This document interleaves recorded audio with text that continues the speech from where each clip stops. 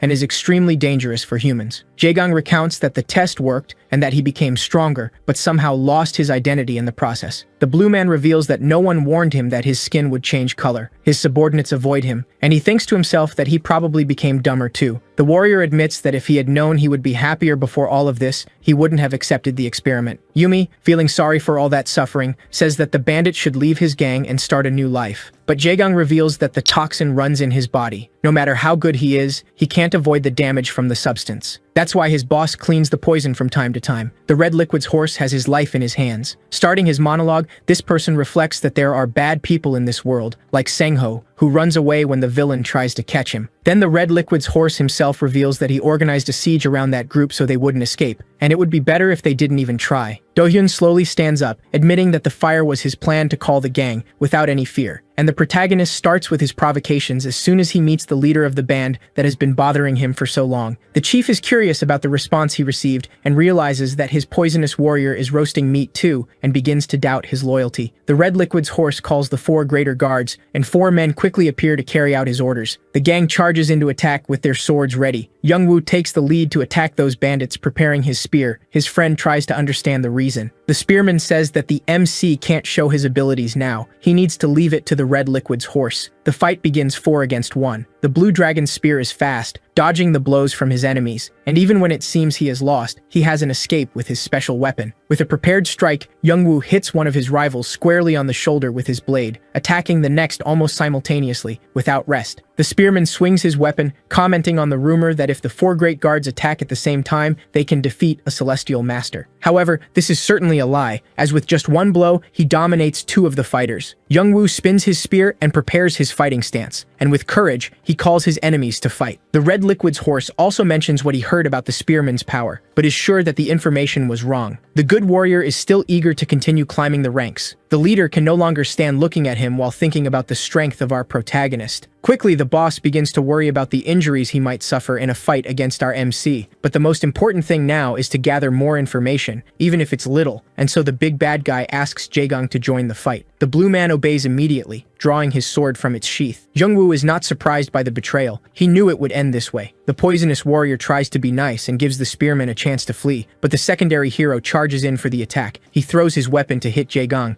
but the big blue guy dodges all the blows effortlessly until a single attack lands on him, and a small drop of the red liquid nearly falls on Youngwoo. But he dodges, and even when facing a blade, he still successfully defends himself. Using another technique, the zombie exhales a puff of poison. However, the spearman manages to deal with it by jumping back and almost hitting his enemy, who dodges the blade and moves away from the target. Youngwoo admits he is at a disadvantage because of his opponent's biological weapons. The nurse then arrives to humiliate him and try to showcase her skills. But before anything can happen, Sungmin steps forward in the battle, impressing Ahri and irritating Haeyeon, who lost her turn. The young man approaches confidently, but Jaegang finds that a great disrespect towards him. But again, something sudden happens. A dagger appears cutting through the air, passes by the blue man, and aims right at the new inspector's eyes. However, the soldier manages to defend himself with his sword, even though his arms feel all the impact. His girlfriend arrives with her own technique to help him. The two can barely hold the weight, but in the end, Sungmin's sword breaks while he protects his beloved from falling to the ground. The dagger finally hits a tree, impressing Youngwoo. Now even the warrior is thinking that that old man might be stronger than our protagonist. The leader loses patience and orders all the weaklings to get out of his way. With that, finally, the one we were waiting for will enter the scene, saying he should have done this from the start. With a smile, he calls everyone weak. Yumi is already trying to take care of the fallen lovebirds and asks her friend how long he can hold off the villain. But calmly, Dohyun says he will defeat him for good. Now that it's his turn, our protagonist slowly approaches his rival. However, at that moment, Jaegang freezes in place, trembling. Dohyun looks down at him and tells him to just watch what happens. The MC starts to provoke the main villain, telling him to stop watching and draw his sword, to stop sending his men to do everything. This strikes a nerve with the gang leader. The chief gets angry at the disobedience of his blue warrior, while the protagonist keeps getting closer. Dohyun prepares another good taunt, but before he can continue, his enemy is already readying his attack. His strike is so powerful that it even cuts through the pages of history, and it hits our protagonist squarely. The first to scream in fear is Yumi. Sungmin recognizes that move. It's the spatial cut of the red liquid horse, and his girlfriend already expected that our MC wouldn't be able to win. Even his friend the spearman admits that this was also what he expected. Jaegang finally rejoices, as that was what he expected too. The chief sheaths his sword, victorious, saying that our protagonist was only good at talking. But while he savors his supposed victory, Dohyun's voice cuts through his thoughts, simply saying that it's hot. The MC asks for treatment while blowing on his chest, which has gained a simple red mark that is heating up a bit. The doctor is also the first to ask if her partner is okay, and he confirms with a laugh that it's nothing. But he feels sad that the shirt he received as a gift from the doctor is now torn. Yumi quickly reveals that this is not important, and she can buy another. She just wants her hero not to get hurt. Now the woman has an idea, and for that, she calls Youngwoo. She orders the spearman to stand in front of the group, Haeyeon by his side, and the injured couple behind everyone. The nurse's plan is that if the protagonist gets hurt, his friend will take the risk and rescue him while she drives the cart. The warrior is astonished by the plan. Her idea is great. Youngwoo attacks in front, clearing the way, while the nurse observes everything from above. Ahri is on defense, preventing the red liquid horse from following them, and her boyfriend will drive too. The spearman realizes that this plan is very good, a real battle tactic, and wants to know where his friend learned that. However, to her disappointment, Yumi reveals that it was just a simple childhood prank at the playground. The red liquid horse is now confused, not understanding how his rival survived, only to receive the answer that it is natural for his body. The boss believes that the iron horse is helping the protagonist, but of course, that is not the truth. Even so, the villain cannot believe it. To prove it, the MC curses the iron horse a lot, causing his enemy to flinch. Dohyun is already irritated while the red liquid horse promises that he will regret it and that the winds will obey him. With that man's liquid, the very wind becomes his sword, and it will only stop when the enemy is defeated. Sungmin recognizes that move again. It is the 21st wind sword of the red liquid and asks the protagonist to dodge. However, it is already too late. The attack has been launched. The MC begins to block the cuts with his arm using his brute strength. The blow leaves a massive trail of destruction. The entire nature feels the impact as the leader puts away his weapon again. The dust is high, but gradually it fades, revealing the scratched arms of our protagonist. The red liquid horse is startled. That should be impossible. The sleeves of the MC's shirt are all torn, showing his strong arms. He even admits that the blow hurt him a little, finally. However, he is stopped when his rival simply says that this is not good. He becomes so dumbfounded that he stops and tries to understand. Dohyun explains simply that one makes an attack and the other counters, but that is already the second attack from his enemy. The red liquid horse gets angry and shouts that this doesn't matter to the masters. However, he soon becomes startled with the protagonist right in front of him, ready to punch. The villain still blocks the punch with his sword, but the MC simply pushes the blade with his fist. The villain wonders why this man is so strong, and with that single blow, he is pushed back several meters. However, the moment he manages to stop, the next punch is already right in front of him. Impressed by his speed, the red liquid horse tries to dodge, but the blow manages to hit and tear his shoulder. An explosion occurs, and the assassin is thrown far away again, even though he kept his feet firmly on the ground. He notices the destruction his wake has left and that his shoulder now hurts. The man becomes angry, realizing he has been wounded. The screams begin, but Do-hyun is only impressed by the power of a 10th-generation master. The young man is excited, as he did not control his strength, and yet his rival endured. The boy is having fun. His chosen guards are now shocked that the master was dominated by the protagonist. Even Jaegong cannot believe he fought against someone like him, admitting it is a miracle he is still alive. Youngwoo begins to apologize, saying he always believed in his friend. Sungmin understands that his boss was right. Do-hyun is the new master of the 11th generation, and his girlfriend is worried about his guild. Yumi breathes a sigh of relief, believing that the red liquid horse is not a big deal, shocking her nurse. Hyeon clarifies that that villain is indeed a big deal, but our protagonist is an even bigger one. The bandit now grits his teeth in hatred, cursing the MC. The villain finally admits that our protagonist is much more powerful than he expected, but that was about to end. Do-hyun recognizes that attack and definitely does not like it. The red liquid horse reveals that it is the same technique the captain of the guards used, and now he will show the true one. His sword catches fire, and he presents the true technique of the red liquid sword. The blade reaches the heart of our protagonist, because his enemy knew he would block the blow in the same way as before. Predicting his movements, the red liquid horse strikes our hero. The bandit smiles, thinking he has succeeded. However, the protagonist's hand holds the tip of his sword. The bandit is startled and wonders if Do-hyun did that on purpose. But for the villain, that does not matter. He prepares his blow again and attacks his enemy. With a shout, he lunges forward with his sword. Then, an explosion occurs, and his clothes explode in tatters. Yet the protagonist absorbs all the impact with his hands. The villain's guards are already singing their boss's victory. However, the truth is that his sword broke. The MC's body only shows a few scratches, and the leader cannot understand how that happened. The protagonist is excited and admits that the blow was a bit stronger. Yumi is clearly worried about her friend. She shouts, asking why he is getting beaten up, and tells the boy to use his head. This gives a great idea to the MC, who charges at his enemy, headbutting the villain in the nose. The doctor is impressed by his reasoning. The impact sends the red liquid horse's head back. He holds his sore nose and stays on his feet. However, he is furious about what just happened. Do-hyun looks back at his friend and says he used his head like she asked. The doctor trembles with frustration as her friend says the enemy's nose is hurt. Hyeon joyfully says that if someone tells her to use her head, she will do the same. The villain curses our hero and calls one of his guards to hand him a sword. The thug admits he misjudged our protagonist and prepares to make him pay. The MC, even in this situation, continues to taunt his rival. However, the villain asks if all parts of our hero's body are as tough as he believes. Do-hyun admits he has never tested his legs. The enemy spots the weak point he will attack and tries to strike his sword right between the protagonist's legs. Yumi screams again, telling her friend to stop getting beaten while he holds the thug's blade. The criminal stares in shock as the MC prepares another punch and tries to twist his wrist to hurt him, but the punch breaks through this defense like it's nothing, hitting the red liquid horse in the face, causing an impact that pushes all the surrounding nature back. The villain is outraged that Do-hyun didn't wait his turn to attack, but the protagonist explains that he remembered being hit twice before, and now they were even. Only the doctors realize that the MC did that on purpose to please his friend. The assassin is beyond furious, screaming that he will definitely kill Hyung. The villain pulls a poison pill from his pocket and puts it in his mouth. Our protagonist doesn't understand anything, but his enemy starts to tremble, letting out a scream of agonizing pain and gaining sinister red eyes, showing that all the power within his body is escaping. Do-hyun's doubt is whether his body will also explode from that. However, the thug doesn't care, and with a simple movement, launches a cutting wave towards the MC, leaving destruction in its wake. That attack leaves the protagonist worried, trying to flee, but the wave hits his leg, tearing his pants and leaving another scratch. This time, Do-hyun is concerned, wondering what that is, and surprised that he feels real pain now. The red liquid horse smiles wickedly, trying to understand if he has become stronger. Our protagonist stares at him. Now the battle has gotten serious. The protagonist gets irritated with the repetition. However, unexpectedly, the villain charges with a prepared lunge. The thug strikes again, with more powerful offensives, but Do-hyun simply punches the attacks to defend himself. He realizes that several cuts are coming in his direction, and decides to parry them all to survive. The red liquid horse, who is sinister, is already celebrating his victory, but once again, the MC holds the medal in his hand. Youngwoo reveals that this is actually the 28th blow defended. Sungmin and Ahri are impressed with the protagonist's defensive strategies. The young man believes his girlfriend can perform the same protection with her technique. However,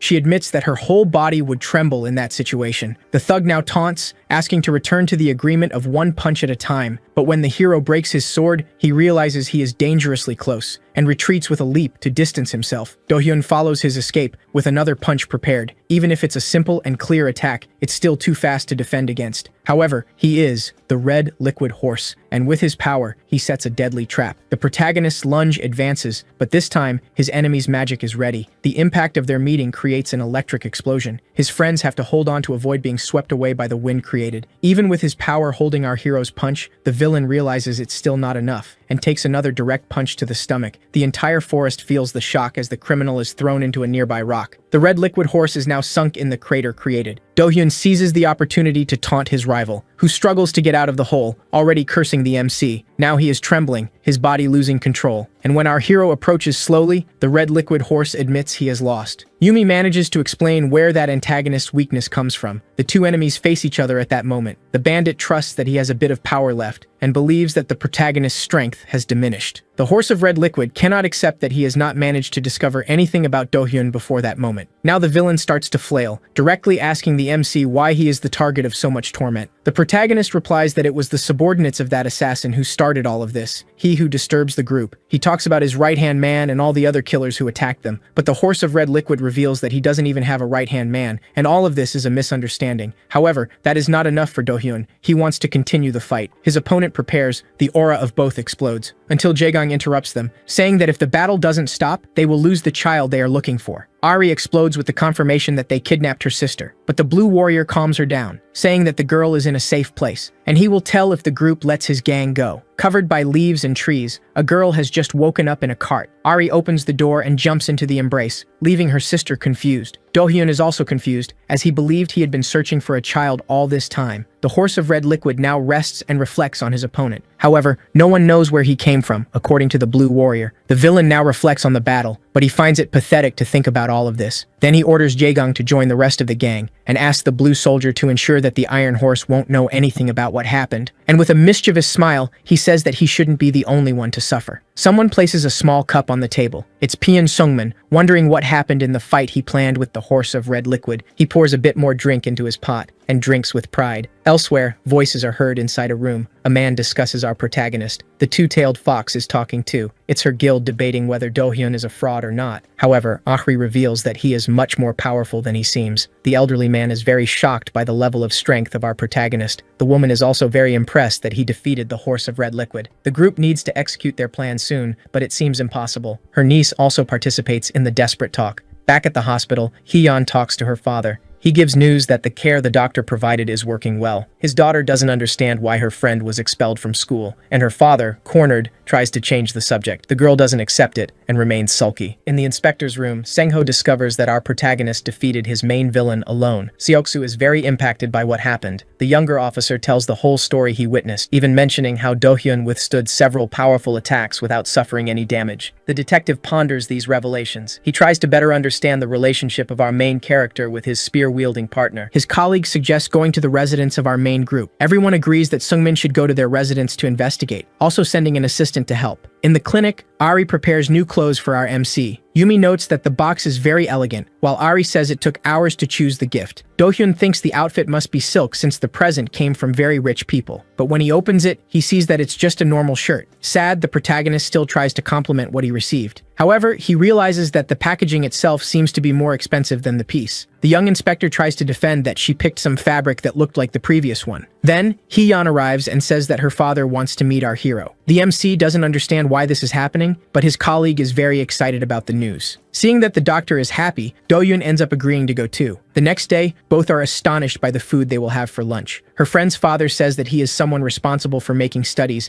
and many incredible medicines. The protagonist tries to tease the older man by talking about his daughter, but the doctor's response ends up irritating Hee-yeon. The girl tries to understand which side our MC is on. The man cannot believe that they are both joking so much. Now that they have finished eating, the patriarch has something to ask. Yumi insists on making him listen. The specialist then begins to talk about Yuri, and her older sister asks if it is still possible to treat her. The doctor replies that yes, obviously, but if the girl is not taken care of soon, there will be a collateral problem. And only on that specific day, during a full moon, is the moment when she can be cured. And if that doesn't happen that night, there will be no turning back. Ari agrees that the treatment must happen that very day. The problem is that many people know about the elixir. Even Do-hyun understands that if the secret is revealed, the doctor will become a target. What that gentleman needs is a master who can protect him during the process, and our protagonist is the perfect candidate. That night, the horse of red liquid receives the news about the cure, and if the leader drinks the syrup, his improvement will be immediate. The bandit then declares that he will be there in person,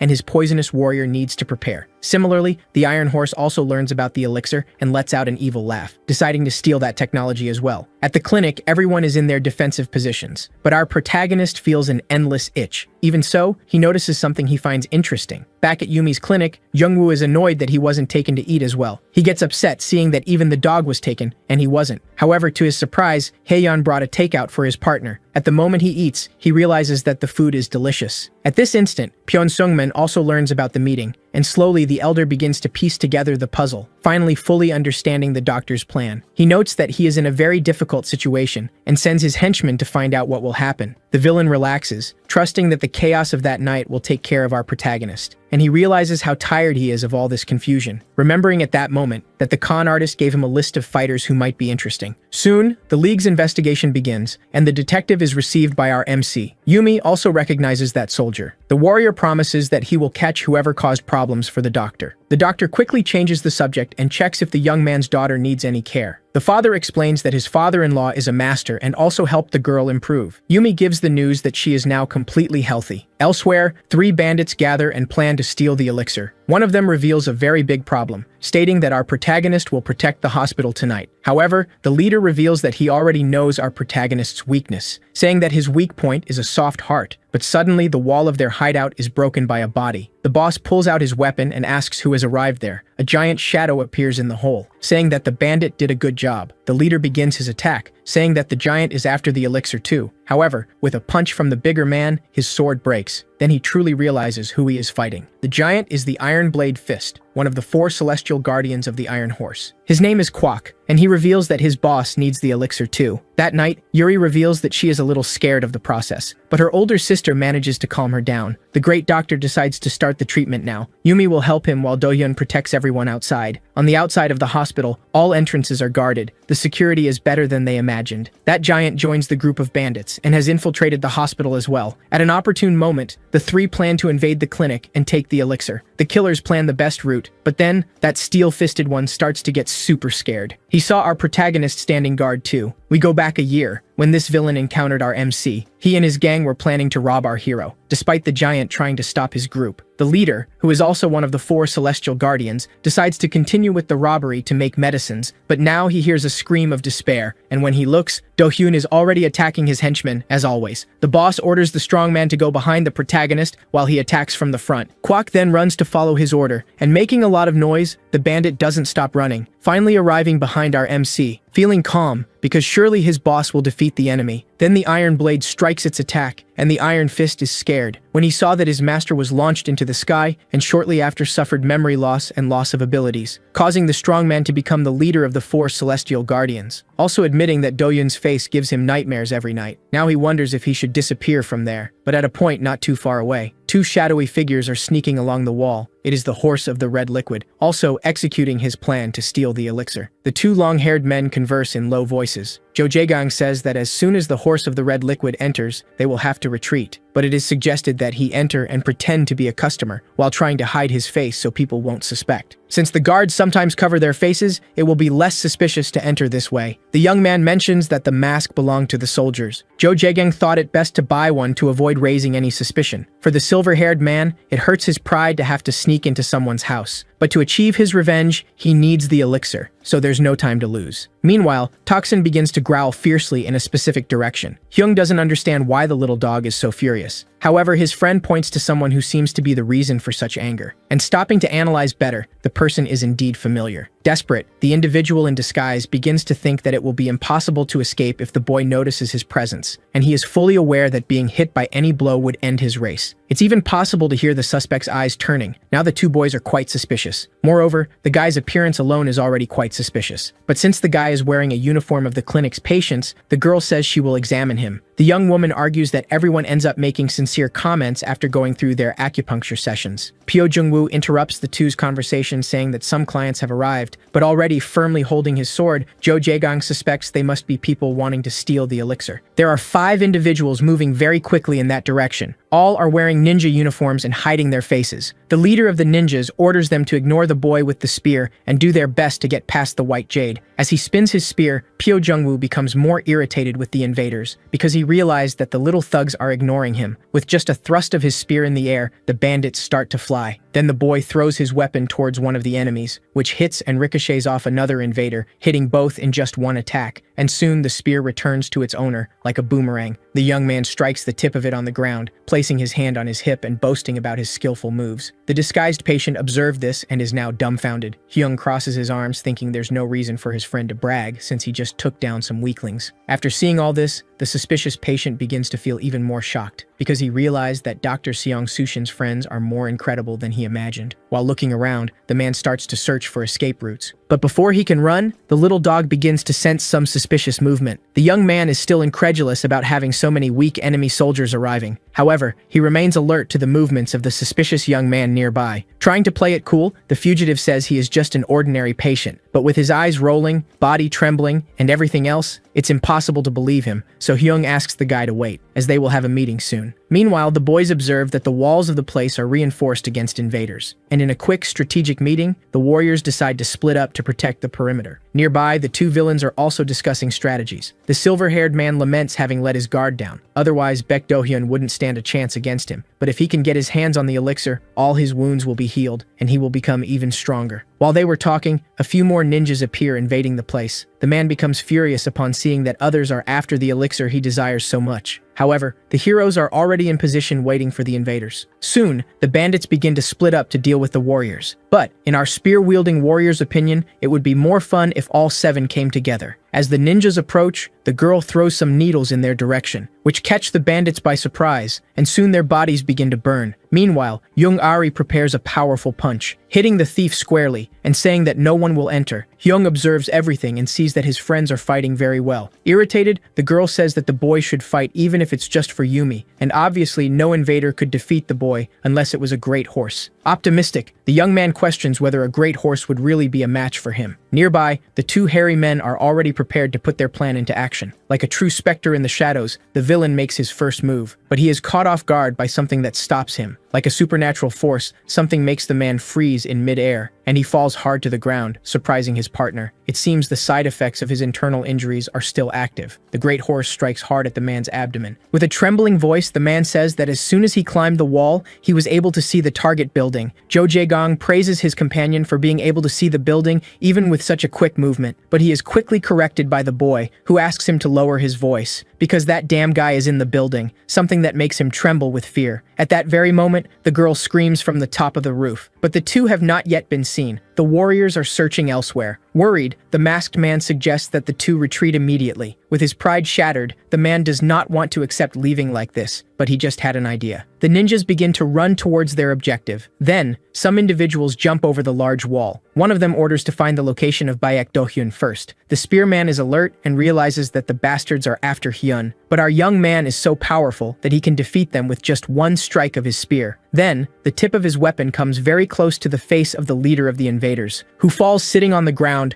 unable to defend himself. The boy questions what made them attack with such pathetic skills, and the man explains that it's because of the elixir. Despite being terrified, the invader says he knows that Hyun never kills his opponents. At that very moment, the boy appears, saying that it seems he was underestimated. With a flaming aura of pure rage, he says he was being generous all this time because the thugs were funny, but apparently, they did not deserve such generosity. His friend holds him back and asks him not to do anything foolish driven by anger. While the two argue, the invader can only sit there crying. Then, the girl appears and says she will just give a little prick with her needle, but the bandit's scream can be heard from afar. This makes the two long-haired men reconsider their decision not to retreat, but the silver-haired man is still not satisfied with losing to a bastard like Hyun, and he says that as soon as the elixir is stolen, he will achieve his revenge, explaining to his colleague that they are not the only two invading the clinic. Therefore, they cannot just stand by waiting for others to steal the sacred elixir. A scream interrupts their conversation, warning that the elixir has disappeared. The desperate employee says he put the elixir there, but the object simply vanished. Young Ari says they need to find the culprit, as he can't have gone far yet. Hyun is convinced that the suspicious patient was responsible for the disappearance of the elixir, accusing him of being the closest suspect to where the object was stored. Pyo Jungwoo approaches and says he will search for the lost object, but suddenly he finds a pair of gloves that leaves the boys confused about what it could be, and Hyun believes that this patient is a subordinate of the chief horse. The chief horse himself then hears his name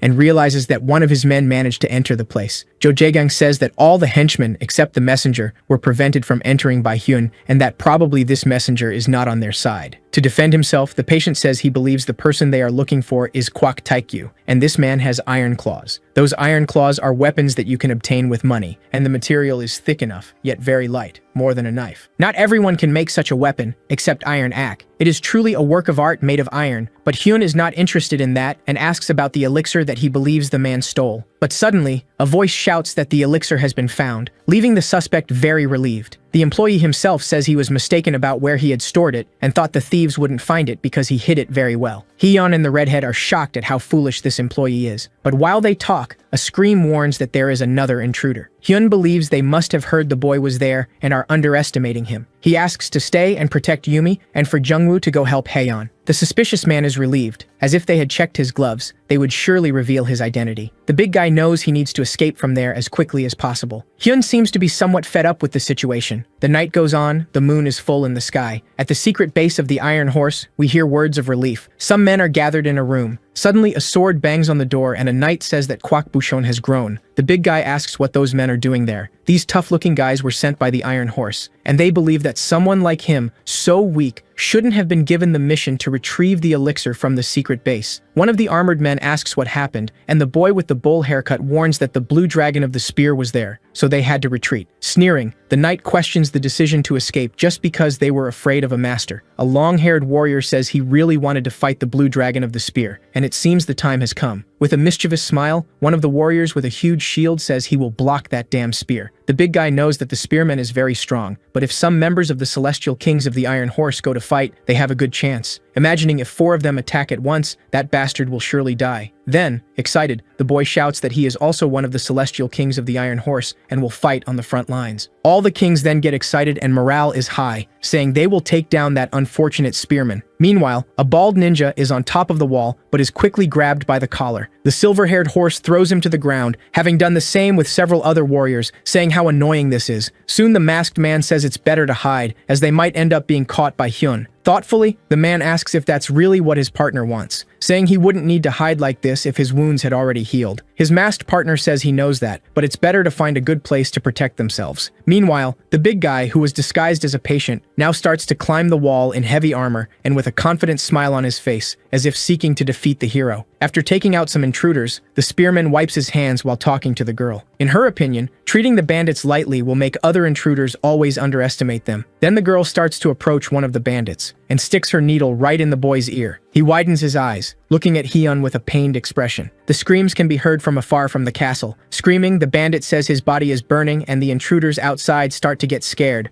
All the new intruders begin to want to retreat, thinking they are torturing people there. Pyeon Sungman is drinking a liquor while laughing and saying the drink is sweet. Meanwhile, Toxin starts barking madly with a lot of anger. More intruders can be seen arriving on the rooftops of the castle. Now the one who arrived is the big guy who was disguised as a patient, who starts laughing and saying he's back. Not very surprised, Hyun realizes it's the guy from before, and it seems he brought an entire gang with him. The boy asks his little dog to show he's really angry, to bark more firmly. Staring at the Celestial Kings of the Iron Horse, he asks if they are scared to see his dog. The big guy starts to want to introduce the King Knights, but his hi is cut off by the boy saying they are just more thieves. With a manic look, the spiky-haired man steps forward and says the little dog would never scare them and that the boy shouldn't treat them like thieves. Looking at the little dog, Hyun says the guys are calling for him, but Toxin still seems quite irritated. Not quite understanding, the spiky-haired knight questions what the boy is trying to do. Laughing, the young man says the guy is just a little dog barking too, and that he barks very well. Meanwhile, the chief horse and his masked partner are watching everything. The two start looking at the new intruders who just arrived. Because of their swords, spears, and iron gloves, they seem to be unusual warriors. Not just any thief has such heavy armor and shields, and it seems the 4 are from the same gang. There's a possibility they are the Celestial Kings of the Iron Horse. Laughing, the silver-haired man seems to recognize those warriors, and suddenly he starts to laugh as if he has heard an absurd joke. To prevent the others from hearing his voice, the man covers his mouth with his hand, despite believing at this moment that Hyun is no longer a problem, as he will face those strong warriors. The masked man praises his master, as everything was premeditated. The two are hiding while the boy faces the iron horses. Meanwhile, one of the heavily armored warriors points his sword at the young man and says he heard he is a new master of the generation. Hyun says he has no idea why everyone is calling him that. And to mock him, the armored knight says the young man looks very ragged and does not live up to his reputation. Knowing that his opponent is strong, the enemy then starts to throw some soft talk to see if he can discover his abilities in a different way. Meanwhile, another armored knight asks the big guy to go and try to defeat him. But since the big guy got scared and didn't want to accept the challenge, one of the warriors with tied hair asks the one holding the shield to take the honors. The squire then steps forward and says he will be the first to fight the young man. But as he approaches, he is surprised by an extremely quick movement from the boy. Soon he puts his shield in front, trying to protect himself, confident that the shield will withstand any attack. As soon as the boy's attack makes contact with the shield, a deafening noise can be heard, and the knight is thrown back with a force. Surprised, Hyun says he thought the shield would be able to withstand the blow, but it seems that old tin is a bit weak. The remaining knights realize that the boy managed to defeat two of them in just one blow and are dumbfounded. The big guy already imagined it, because he believes that boy is not human, and Young Ahri is happy and says that is what she expected from Baek Do. The young man feels uncomfortable and asks the girl not to call him that way, but ends up getting distracted. She shouts for the boy to look ahead, throwing his shield in his direction, and if the young man doesn't dodge, he could end up getting cut. But if he dodges, the shield will come directly towards the castle, so the young man is confused and decides to dodge. Meanwhile, the long-haired knight comes running towards him, imagining it will be the end of his opponent. Angry, Ryun punches to deflect the shield, shouting if his enemy thinks he is a puppy to throw something like that. The shield comes back hard towards the king knights, hitting the ground near the squire. Soon after, the lancer begins to unleash several consecutive attacks, until, in a quick movement, Hyun manages to grab his enemy's spear, staring at him with a firm expression, preventing him from continuing his attacks. However, meanwhile, the other ponytailed knight approaches quickly, but with his other arm, the boy manages to block his sword, even though his opponent executed the attack with both hands. Hyun manages to handle all three knights at the same time, throwing them away, and thus, the ponytailed warrior remembers the girl calling him Baek Do and identifies him as Baek Do Hyun. Irritated by all these rumors about himself, the boy puts his hands on his hips. Then, the armored knight realizes that the young man managed to break his sword with just his hand. Looking at his companions, he realizes that this battle will be quite difficult. He then decides to signal for the warriors to retreat. Suddenly, a voice interrupts the situation, asking if they are the celestial kings of the Iron Horse. It is Youngwoo who approaches asking if 4 of the king knights attacked him, and it seems Hyun looks quite easy to deal with. This leaves the young man extremely irritated for thinking he is being underestimated. The spiky-haired knight realizes that the situation is becoming increasingly dangerous and tries to look around to find an escape, heading towards Haeon, knowing that the girl is the daughter of Dr. Seong Sushin, and deciding that it is a good idea to take her hostage. As soon as she notices the enemies approaching, Haeon grabs some needles and throws them at her opponents. The spiky-haired knight notices the projectiles heading his way and brakes hard to avoid being hit. But suddenly, his squire companion steps in front, and most of the needles end up hitting his shield. Meanwhile, the lancer is also engaged in a battle with Youngwoo. The big guy keeps his gaze fixed on the battle. Now he knows it is too late to dodge and needs to stop the projectiles. The man then begins to charge a blow that has a bluish aura, moving his arms in a circle, avoiding the needles. However, one of them ends up hitting his thigh. The man feels the sharp pain, observing the wound. Entering the young man's bloodstream, the poison spreads. Screaming that he is one of the celestial kings, the warrior says, "This is nothing," and he advances towards the girl who threw the deadly needles. The girl seems quite frightened by her enemy's advance. But before the big guy can hit the girl, Hyun appears and kicks him in the head. As the heroes are very fast, the enemies fail in their mission to capture the girl as a hostage. But the treacherous knight with spiky hair pushes his squire to deal with the situation. The squire has a lot of courage and shouts that he has an impenetrable shield, something that proves untrue, as with just one punch the young man manages to destroy it, crushing it with great ease, surprising its bearer. Meanwhile, the spiky-haired knight runs, surprised to see his companion lose so easily, but Haeon steps in front of the knight, catching him off guard. However, the man is determined to escape, thinking that as soon as he reports everything to the Iron Horse, all the heroes will be dead. Before he could flee, Hyun steps in front with a quick movement. In desperation, the knight swings his sword right at the young man's neck, but the villain's face suddenly changes, seeing that the boy merely held the blade of his sword as if it were nothing. Mockingly, the young man still asks if the man isn't going to hit him with that weapon. This greatly irritates the spiky-haired knight, and soon the man prepares for a different charge. crouching down. But his movements are no match for our hero, who is already preparing a punch right to his face. A punch that sends him flying as if he were a light piece of paper. He falls on the other side of the arena with a loud noise, but soon gets up, thinking about how to get away from there. Suddenly, his face changes, as if something has happened. It's Hyun, who stealthily positioned herself behind the guy and stabbed his body with several needles, which are now embedded in his buttocks, causing great pain. This makes him scream, greatly irritating Hyun, who delivers a strong blow to his head, enough to knock him out right there between the two boys. Still with an irritated expression, the boy looks to the side and sees that his friend Young-woo is fighting another spear wielder. The spear hero is determined, saying he will be able to deflect all of his enemies' attacks. The long-haired warrior also manages to defend against the attacks coming his way, but suddenly a scream can be heard from afar. The two stealthy long-haired ones are hearing everything and believe that Dong-hyun has come out victorious. The chief horse really hoped that the Celestial Kings would manage to steal the elixir, but it was just an optimistic expectation. Suddenly, a bark is heard from Toxin. The little dog is right there and seems to have located the bandits as the barks begin to get closer. Since he is not an ordinary dog, this makes the chief horse think he should also have a dog like that. But the long-haired man confesses that he actually never liked dogs. Now the two stop walking and fall silent. The silver-haired man convinces himself that he cannot give up yet. He explains that he will prefer to find an opportunity next time and they should retreat, not leaving the city, but rather waiting at the base that the messenger arranged. As Baek Do-hyun exterminated the 4 Celestial Kings, soon the Iron Horse will be around seeking revenge, and the white-haired horse wants to see the red liquid horse destroy the boy with his own eyes. The masked man praises his companion, saying he is meticulous, and the two begin to retreat. Finally, dawn breaks and a new day arrives at the castle. A uniformed man approaches and says they have cured Yuri's illness, and now the girl can live healthily from today on. Gratefully, Young Ari bows several respectful times. The girl will awaken tonight, and then it will be possible to meet her. All 4 Celestial Kings of the Iron Horse are now chained and imprisoned. Hyun says he doesn't know what to do with these guys. The other boy suggests they leave them with the Murim League, with someone trustworthy there. So now they need to decide what to do with these bastards' weapons and armor. The boy decides to take them and sell them for some cash. But Hyun is not planning to go to a blacksmith. He has a list of people who considered him an easy target, including Hyun's brother, so he will find them and take revenge. The first stop will be the Baediok faction. We see a sign at the entrance in front of the building that says Baediok. An old man is talking to another man about the results from the last night, and thoughtfully, the gentleman comes to the conclusion that he has no choice but to leave it be. The other man asks if Seong Sushi would believe that, but the conversation is interrupted. Someone is counting pillars outside. The old man does not recognize the person there and asks if Seong Sushin sent him there. With an awkward smile, the young man replies that he did not. Astonished, Seungman asks who that boy is and how he dares to walk in the garden without greeting him first. But Hyun responds that this is exactly what the men did last night. They jumped the wall because they underestimated him. Now the old man's expression has changed and he seems quite frightened. Angrily, the young man strikes a pillar with one of his hands, saying that he really wasn't sent there, but that he came on his own. Still gripping the wood with his fingers, the young man says he would take them one by one, but this was annoying him. And then with a shove, the boy destroys the pillar, causing part of the house's structure to collapse. Soon the building ends up being completely destroyed, leaving the two men in despair. Heading towards the next building, the young man says there are only 2 more left and tells the two to wait there. The girl who is with Hyun asks if he isn't going to leave at least one building in case it rains. Upon learning that it is Baek Do Hyun, the gentlemen are once again left speechless. As a form of threat, the boy holds another piece of wood and asks if the two are not happy to know who he is. Joining his hands in a gesture of apology, the man says he heard that the young man is quite generous and asks for his forgiveness. But it was too late. His house has already turned into 1,000 pieces. At that moment, Pyo Jungwoo appears saying that his friend should take the opportunity to stretch his arms and thus use the weapons more efficiently. Yumi explains that if the protagonist keeps destroying everything like this, he will end up becoming a villain. Despite the old man's sad face, Hyun says he is just destroying some pillars. Now the young man approaches the next building asking if he should continue, and with ease, he removes a piece from the pillar, observing the wood and saying that it is a waste. The old man watches his whole house wrecked. Giving a warning, the boy says that things will not end like this next time. Despairing, the old man looks back, but a cracking noise catches his attention, and suddenly the entire structure is destroyed in several parts. Now the boys are in a carriage deciding the next place they will visit. At the Baeksan house, someone shouts asking who the bastard was that said there was no need to worry about Hyun for being a nice guy. Upon learning that it was Youngshik who said that, the mustached man says to kill him. He warns that rumors say Hyun is destroying the sects one by one. But suddenly the man's eyes widen, and none other than Hyun is standing there holding a wooden pillar. The ponytailed man says he has heard a lot about his reputation. Irritated, the protagonist asks if the mustached man is being all friendly just because of what he heard around. Letting his emotions show, the man confesses that it was not his sect, but Youngshik who caused all this. However, Hyun argues that the boy said he received orders to go there and is also a victim. Thinking that the mustached man is making fun of him, the protagonist kicks the pillar of the building, destroying it. Incredulous, the man is left speechless, and then kneels on the ground, begging for mercy. Hyun asks if the man is also a Baek, and the man replies that he is. Trying to convince the young man, the mustached man pleads to see him as someone from his family. But mentioning family matters out of the blue makes the boy even angrier. And now he has decided that he will not leave anything standing and will destroy everything. Yumi and Hyun just watch that whole demolition with heavy hearts. Hyun notices their expressions and asks what the reason for that is. The girl says that the young man has never talked about his family, and she was thinking about that, and the girl with pigtails prays that the merciful Buddha allows the protagonist's family to be in a good place. It has been a while since the young man returned home, but he believes that his relatives are well. Hyun does not understand why the girls keep looking at him with such a perplexed expression. Yumi asks if his family is healthy. The protagonist says yes, since they eat a lot, they are surely healthy, and that when the young man's body is well, he can feel the things that are close. When he was young, the boy would go up to the mountains and find many cool things. The little boy searched the mountain for things to feed his family until one day he couldn't find anything nearby anymore.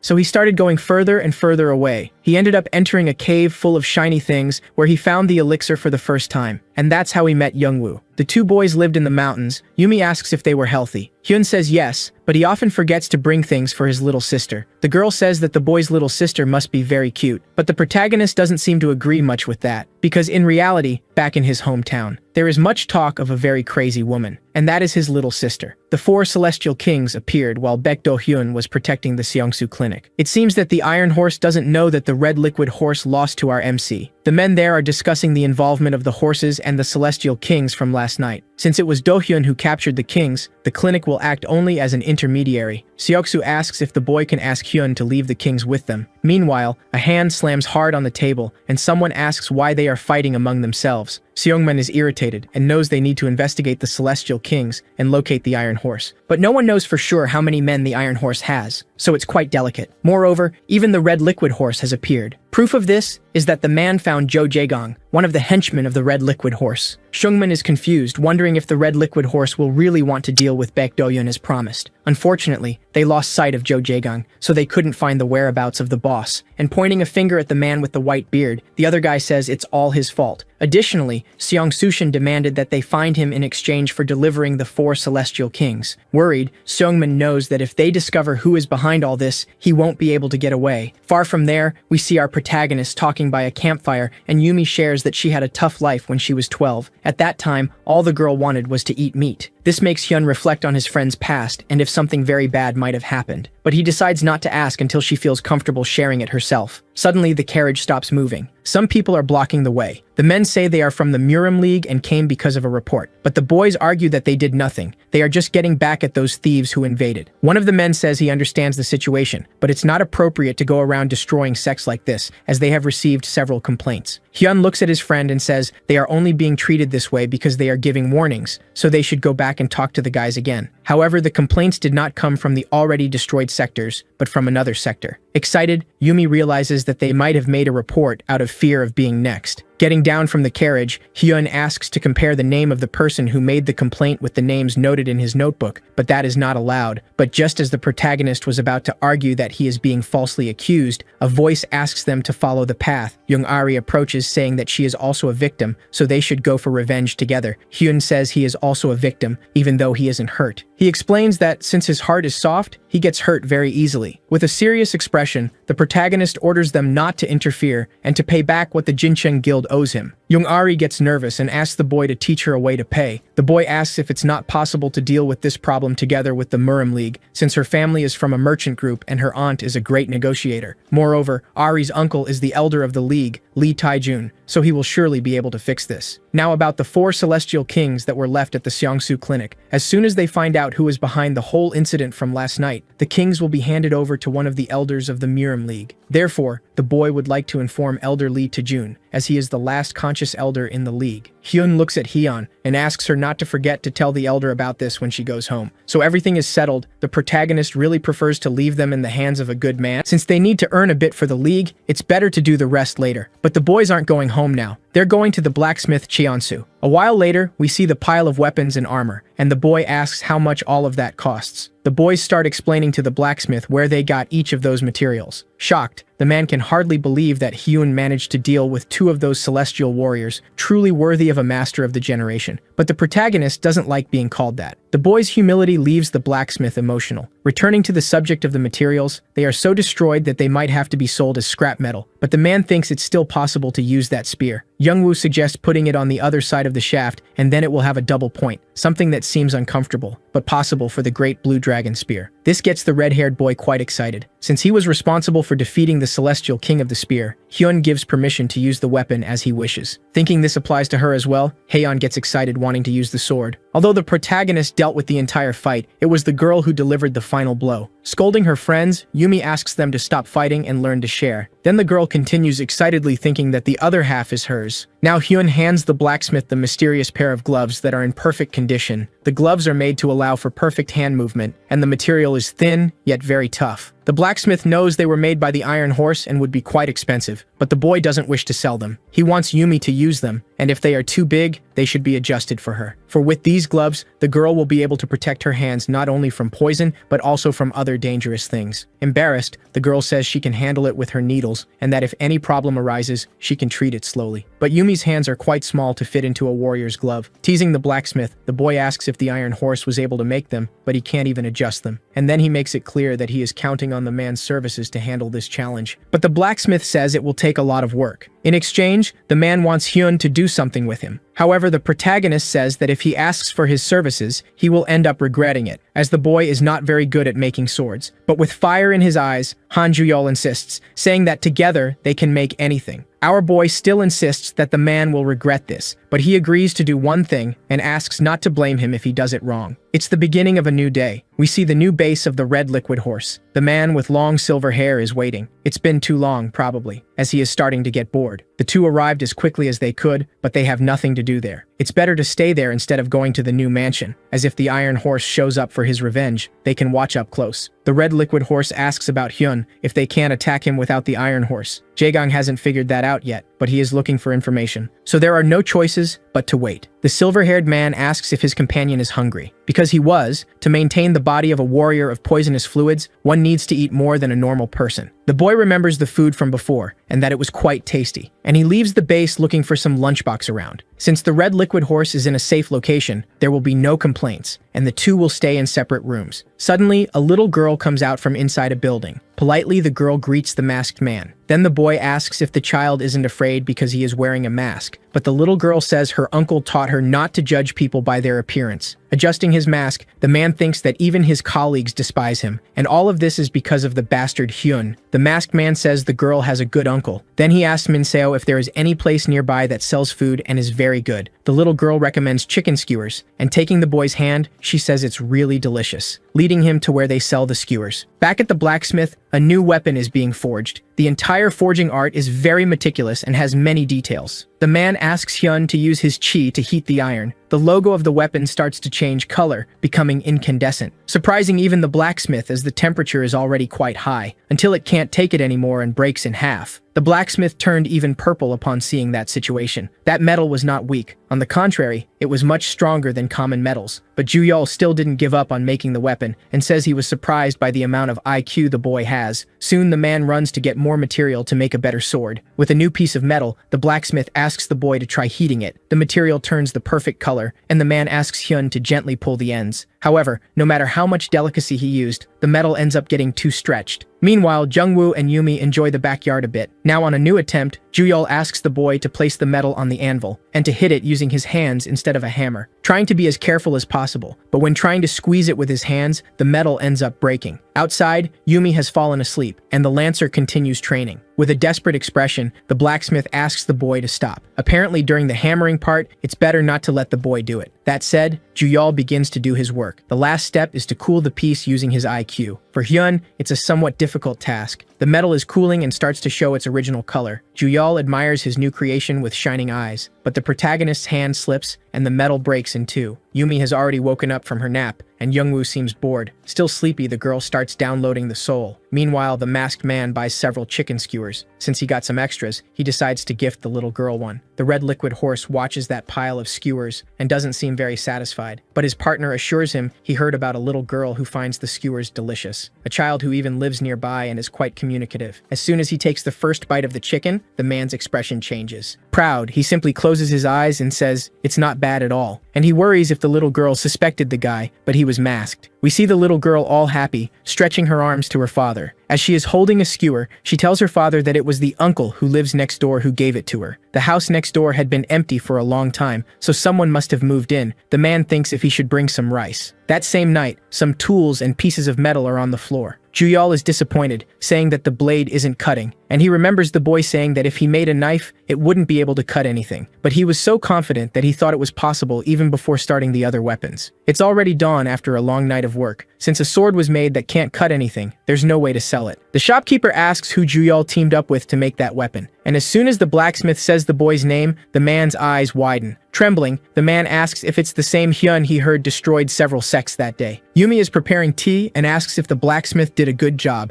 as she would like to see. Somewhat upset, Hyun tells that he tried to sharpen the weapon with his hands, but couldn't. And in the end, it's just a metal that looks like a sword. Given these conditions, the boy says he prefers not to return to that place anytime soon. Youngwoo is happy he asked the blacksmith to make his spear earlier, which turned out quite technological and interesting. From inside the spear, it's possible to detach a dagger. Yumi got her gloves, and Youngwoo got his spear, but Haeyeon ended up getting nothing. However, the boy informs that he was responsible for making a blade for the girl. The weapon wouldn't be different from a bar of iron. The two start to argue, as the girl would like a new abdominal shield. After much complaining, the boy agrees to make one for her, but only after finishing his revenge list. In the Jisa sect, someone shouts for Baekdohyun, and you can see from afar that the building exploded from the inside. The same happens in the Hyun sect, and also with the Godok sect, where travelers can see the palace exploding in the distance. Then the protagonist now observes his notebook, and points forward, saying that there is the next target. Two travelers talk, gossiping that the Baediok and Baksan sects were completely destroyed. The rumors are already spreading among the villagers and travelers of the town. A restaurant attendant says that Baekdohyun has been destroying several sects since yesterday and will destroy even more. But the man says that this rumor is different from what he heard before. The woman explains that it's because the boy has another nickname, also known as the Disaster of the Night, and the Murim League is doing nothing because they really see no reason to interfere. However, we see the leader of the league complaining about what Hyun is doing and saying they need to deal with the boy immediately. But the other man says it is the protagonist's duty to protect the elixir so that it is not stolen from the clinic. Moreover, it was the boy who managed to defeat two of the Celestial Knights, like a true master of the generation. And this revenge is something agreed upon with the Seongsu Clinic, which allowed it to happen. It's better for the League not to interfere in this. Ari talks to her uncle, who really wanted the League to do something about Do-hyun's actions, but the girl asks him to let the thieves suffer the consequences, since they even climbed the castle walls to steal the elixir. Additionally, if her uncle solves all the problems, Do-hyun explained that he would give him the 4 Celestial Knights. Knowing this, the man stands up and gets quite excited, saying he will never let anything happen to the boy. As long as he doesn't kill anyone, the boy can trust him. Later, the man thinks the problem is solved. It's a shame the young man's powers were revealed, but better things will come from this. Meanwhile, the leader of the Murim League knows there is nothing he can do about Do-hyun's actions. Far from there, at Ji-yeon's sect, the protagonist is destroying another building. And finally, the young man has completed all the lists in his notebook. Night is already falling at the Yumi clinic. Our doctor is dissatisfied as it has been a while since she was away, and there must be many patients waiting. After everything that happened, Hyun suggests a dinner by the river tonight and a boat ride afterward, but the girl remembers that the boy promised to make Haeyeon's stomach shield, but he says it can be done the next day. Then, all excited, Yumi grabs the protagonist's arm, saying she really wants to go to the river. Sometime later, Youngwoo realizes that his friends are not there and wonders where they went without the boy. Soon after, Haeyeon arrives asking what will be for dinner today, but she also notices that there is no one there. Since they didn't find the other friends, they think about going out for dinner by the river. Later, upon arriving at the river, there are many boats and people around. Hyun suggests they take a boat ride afterward, but eat something there first. As they approach a spot, a friend raises her arms and calls for Baekdohyun. Yumi doesn't understand why the place is so crowded and asks what day it is today. The girl with the two says that this river has a legend, that there was an extremely strong master. When this man shot his arrows, the river's water would rise and follow behind.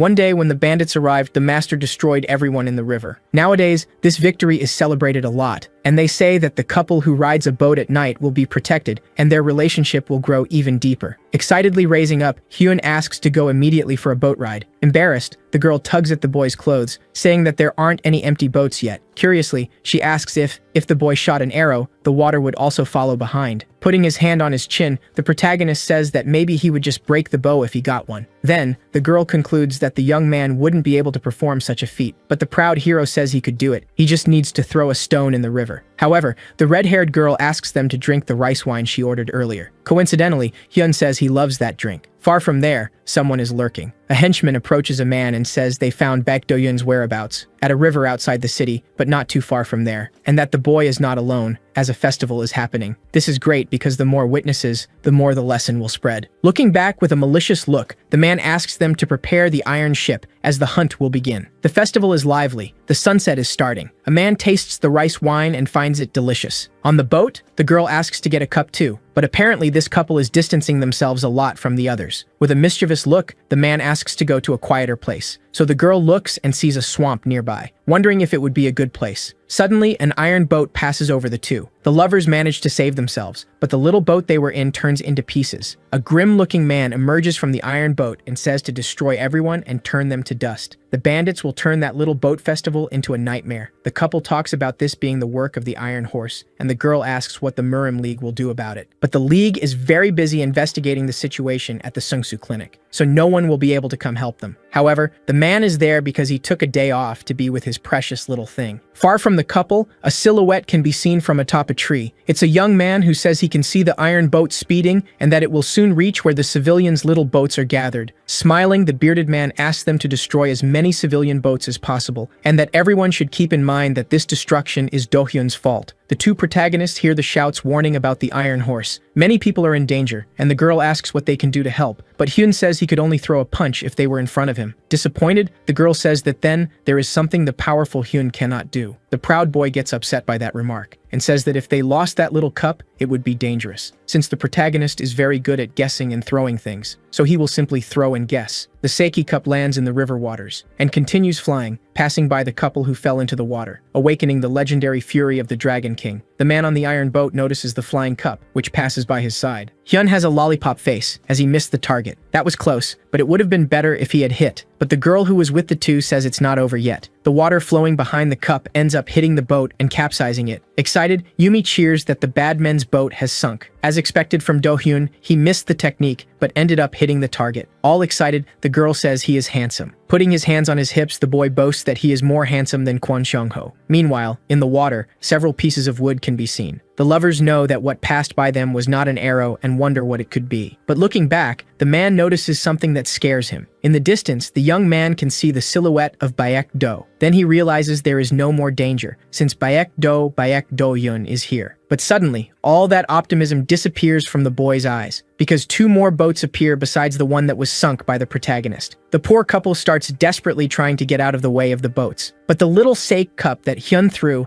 ends up hitting the boat squarely this time, creating such a strong impact that it knocks several men into the water. Smiling, the protagonist celebrates and says he has always been good at this. The boy always practiced on little birds when he was younger, but when Yumi starts to praise him, the boy becomes suspicious. Changing the subject, the girl points out that a new ship is arriving. On the horizon, the new iron ship can be seen just behind the couple of lovers. The girl is disappointed because she bought this outfit just to wear it on this occasion, but now it's all wet. The man says the outfit will dry soon when they reach the riverbank, but then the girl realizes that the villains are coming. The two start trying to paddle with their hands to get away from there. On top of the iron boat, the man knows they won't be able to dodge, so the ideal is to block the cup. In the way they practiced, all the crew members raised their paddles, and united this way, they believe they could even stop a war general. The formation of the men is perfectly aligned. But even with all these efforts, the cup ends up destroying the entire organization. Then, with fire in his eyes, one of the crew members prepares a strike to block the little cup. But it's nothing more than a kamikaze operation, as the boat is completely destroyed. The man in the tree notices that the boats are sinking, and on top of that, the young man couldn't identify the object that is attacking the boats. This irritates the boss, who calls his henchman an incompetent bastard. And after all this confusion, no boat is left. With hatred in his eyes, the bearded man asks who had the stupid idea to use boats. But just as the boy was about to say it was him, the man calls for the Iron Squad and orders the men to show how frightening the squad can be. The Iron Squad prepares for the attack. All the civilians run in desperation, knowing the reputation these soldiers have. However, suddenly, a spear is thrown. The Iron Soldier manages to defend himself with his sword, but the spear starts to return like a boomerang. Everyone knows it's Youngwoo, the famous blue dragon of the spear, hero of all, who arrived alongside Hyun. Then, the soldiers end up believing it was the boy who destroyed all those boats. As they are part of the Iron Squad, it may be difficult for just the two boys to deal with all the enemies. But the girl knows that they can't run away and leave the civilians there without help. The two heroes start to argue, thinking about who could have destroyed all those boats. One of the soldiers begins to reflect on why Youngwoo appeared suddenly and that now he will have to execute the plan, ordering his soldiers to kill everyone there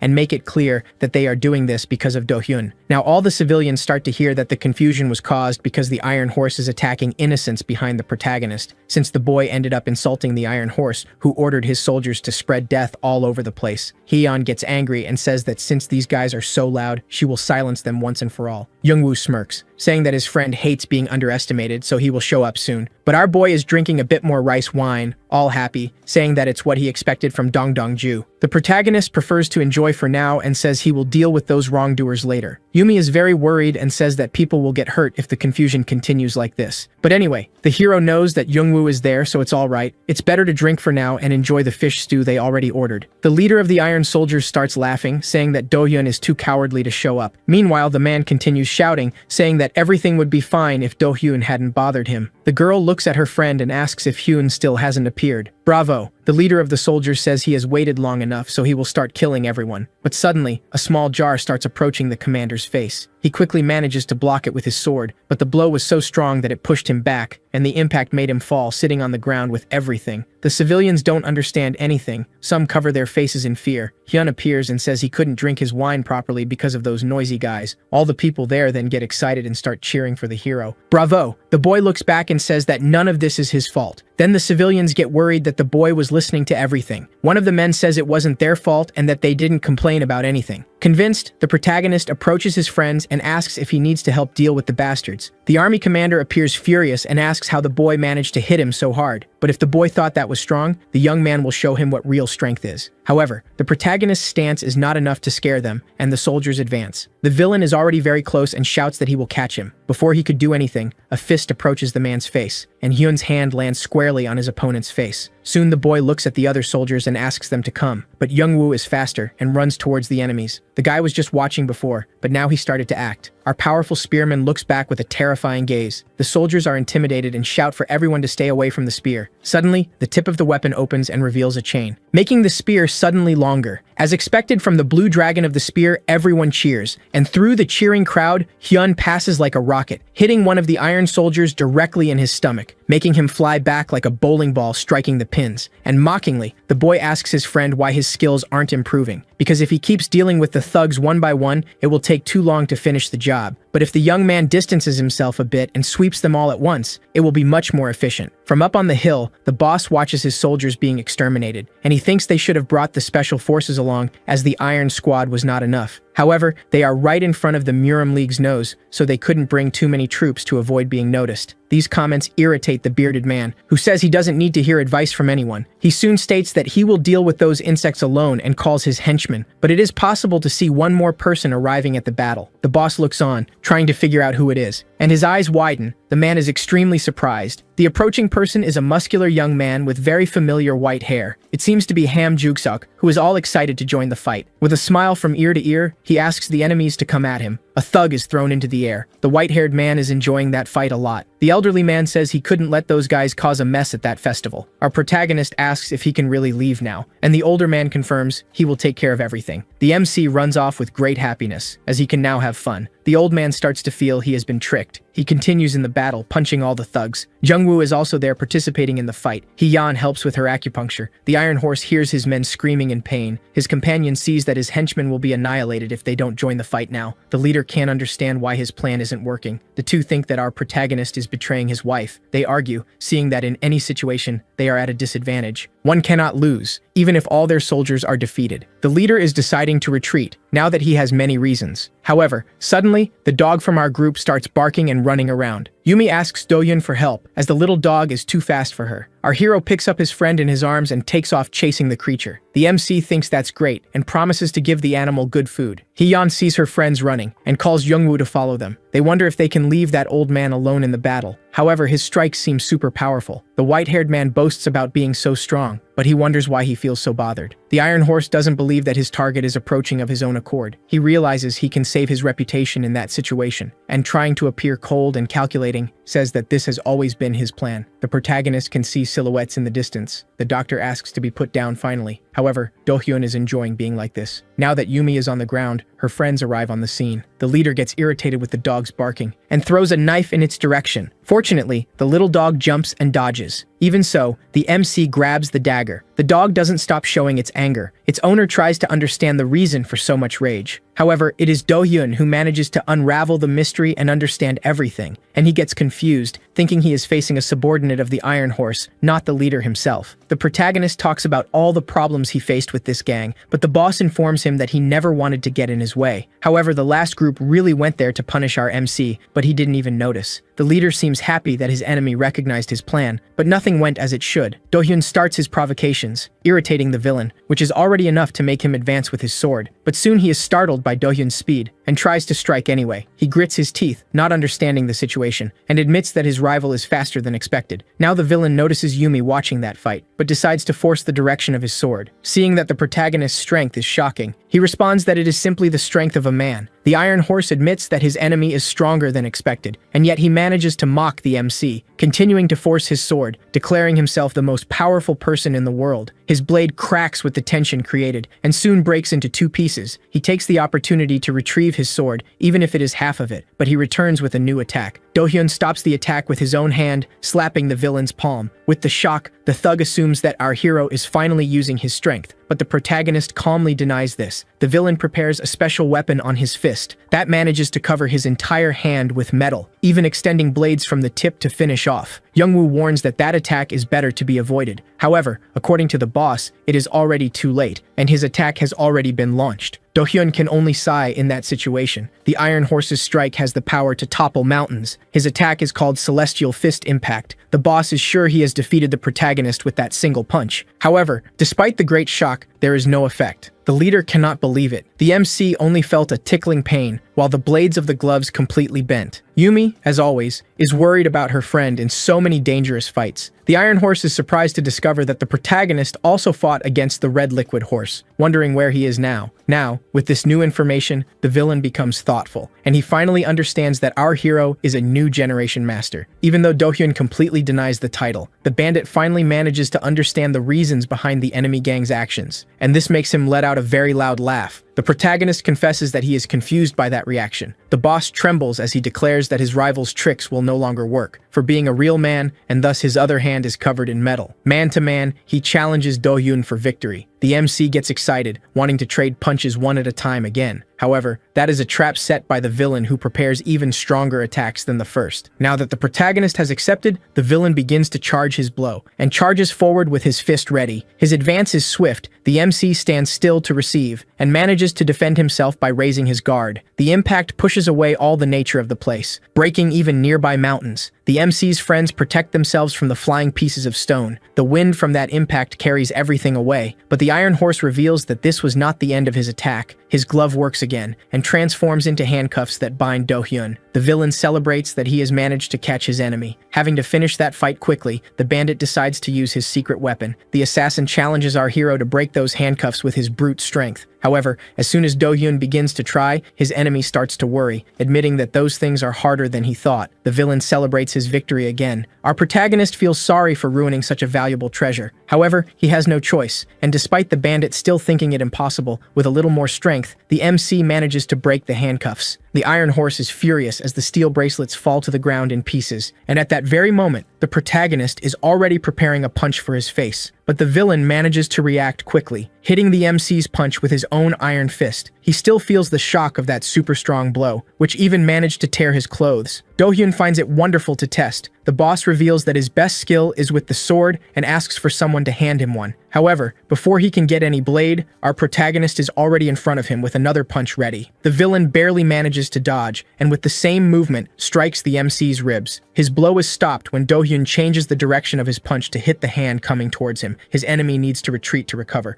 and holding his painful fist, he asks how the protagonist managed to do that. The Iron Horse tries to understand how that strength is possible, but can only curse the MC, trying to find out how the kid managed to break him. Do-hyun gets furious about that and curses his enemy back. The villain tries to explain himself, however, our hero is already hitting him. Still confused, wanting to understand how the protagonist mimicked his ability. The MC does the same thing again and changes the course of his punch. The Iron Horse's eyes widen in despair, and he takes a very strong punch to the stomach, sending him flying for meters in the air, but he manages to land safely on the ground. He shows how hurt he is with the red liquid coming from his mouth. Yumi cannot bear to see that, while our protagonist boasts as well. The doctor concludes that she needs to send her friend to study. Finally, the villain trembles upon seeing that his armor is marked by the punch he took. Youngwoo comments that this is the celestial armor that cannot be pierced. Hee-yeon reacts, wanting to know more about the subject. The spearman tells that the Iron Horse is the only one who possesses that protection. There are rumors that the red liquid horse does not fight against this other leader because of it. The nurse notices that the steel seems to be damaged now, and indeed the area of the belly is dented. The Iron Horse is shocked that his armor has failed. Do-hyun understands that his enemy is only better than the others because of this special suit. The villain admits that the hero is stronger than him, and he runs away, grabbing only his sword on the way, telling the others to buy time. The protagonist is angry that his enemy chose to flee. Now his henchmen begin to attack. However, the first is easily defeated. The MC defends himself against the second, and defeats him easily as well, with a blow to the head. The Iron Horse finally stops. The protagonist asks why he fled. However, instead of answering, the villain begins to prepare his attack, and tells his rival to block if he thinks he can. However, Do-hyun already knows that technique, where running makes him stronger. The thug explodes his surroundings with his aura, yet the MC reveals that he defeated someone who used that same technique before. Now the Iron Horse threatens his group of friends, but the Lancer confirms that he can dodge that attack. It just gets difficult if he has to carry the nurse. Yumi's dog won't stop drawing attention. The doctor realizes that the creature wants to escape and calms it down. Our hero is confident that he can withstand that attack, not stopping to provoke his enemy, calling him out for a fight. The villain is now using his full power in that strike, breaking the ground with every step he takes while running, advancing with his sword against Do-hyun, who focuses and prepares his punch once again, striking right at the tip of his rival's blade. That causes another loud impact that sends waves of wind. However, the protagonist's clothes tear once again with that blow. The Iron Horse screams non-stop, showing his effort. The entire forest around suffers from that immense display of power. The MC's clothes tear more and more. Now he is also screaming as he struggles, and finally, with a beam of light and tearing all his garment, the protagonist thrusts his punch forward, hitting the villain in the stomach once more, causing a lot of pain. The thug is launched far away, still with energy, to the spot where he took the hit. He goes so high that when he starts to fall, he lands in a river in the forest, sinking in the river like a stone. His body doesn't respond, and as he sinks, he wonders if he will really drown there. Even knowing he can't let that happen, the Iron Horse continues to sink. Yumi quickly asks if her great friend is okay, and even with his clothes torn, the protagonist confirms that he is fine, with a smile on his face. His plan to buy more clothes is simply to steal from the defeated enemies.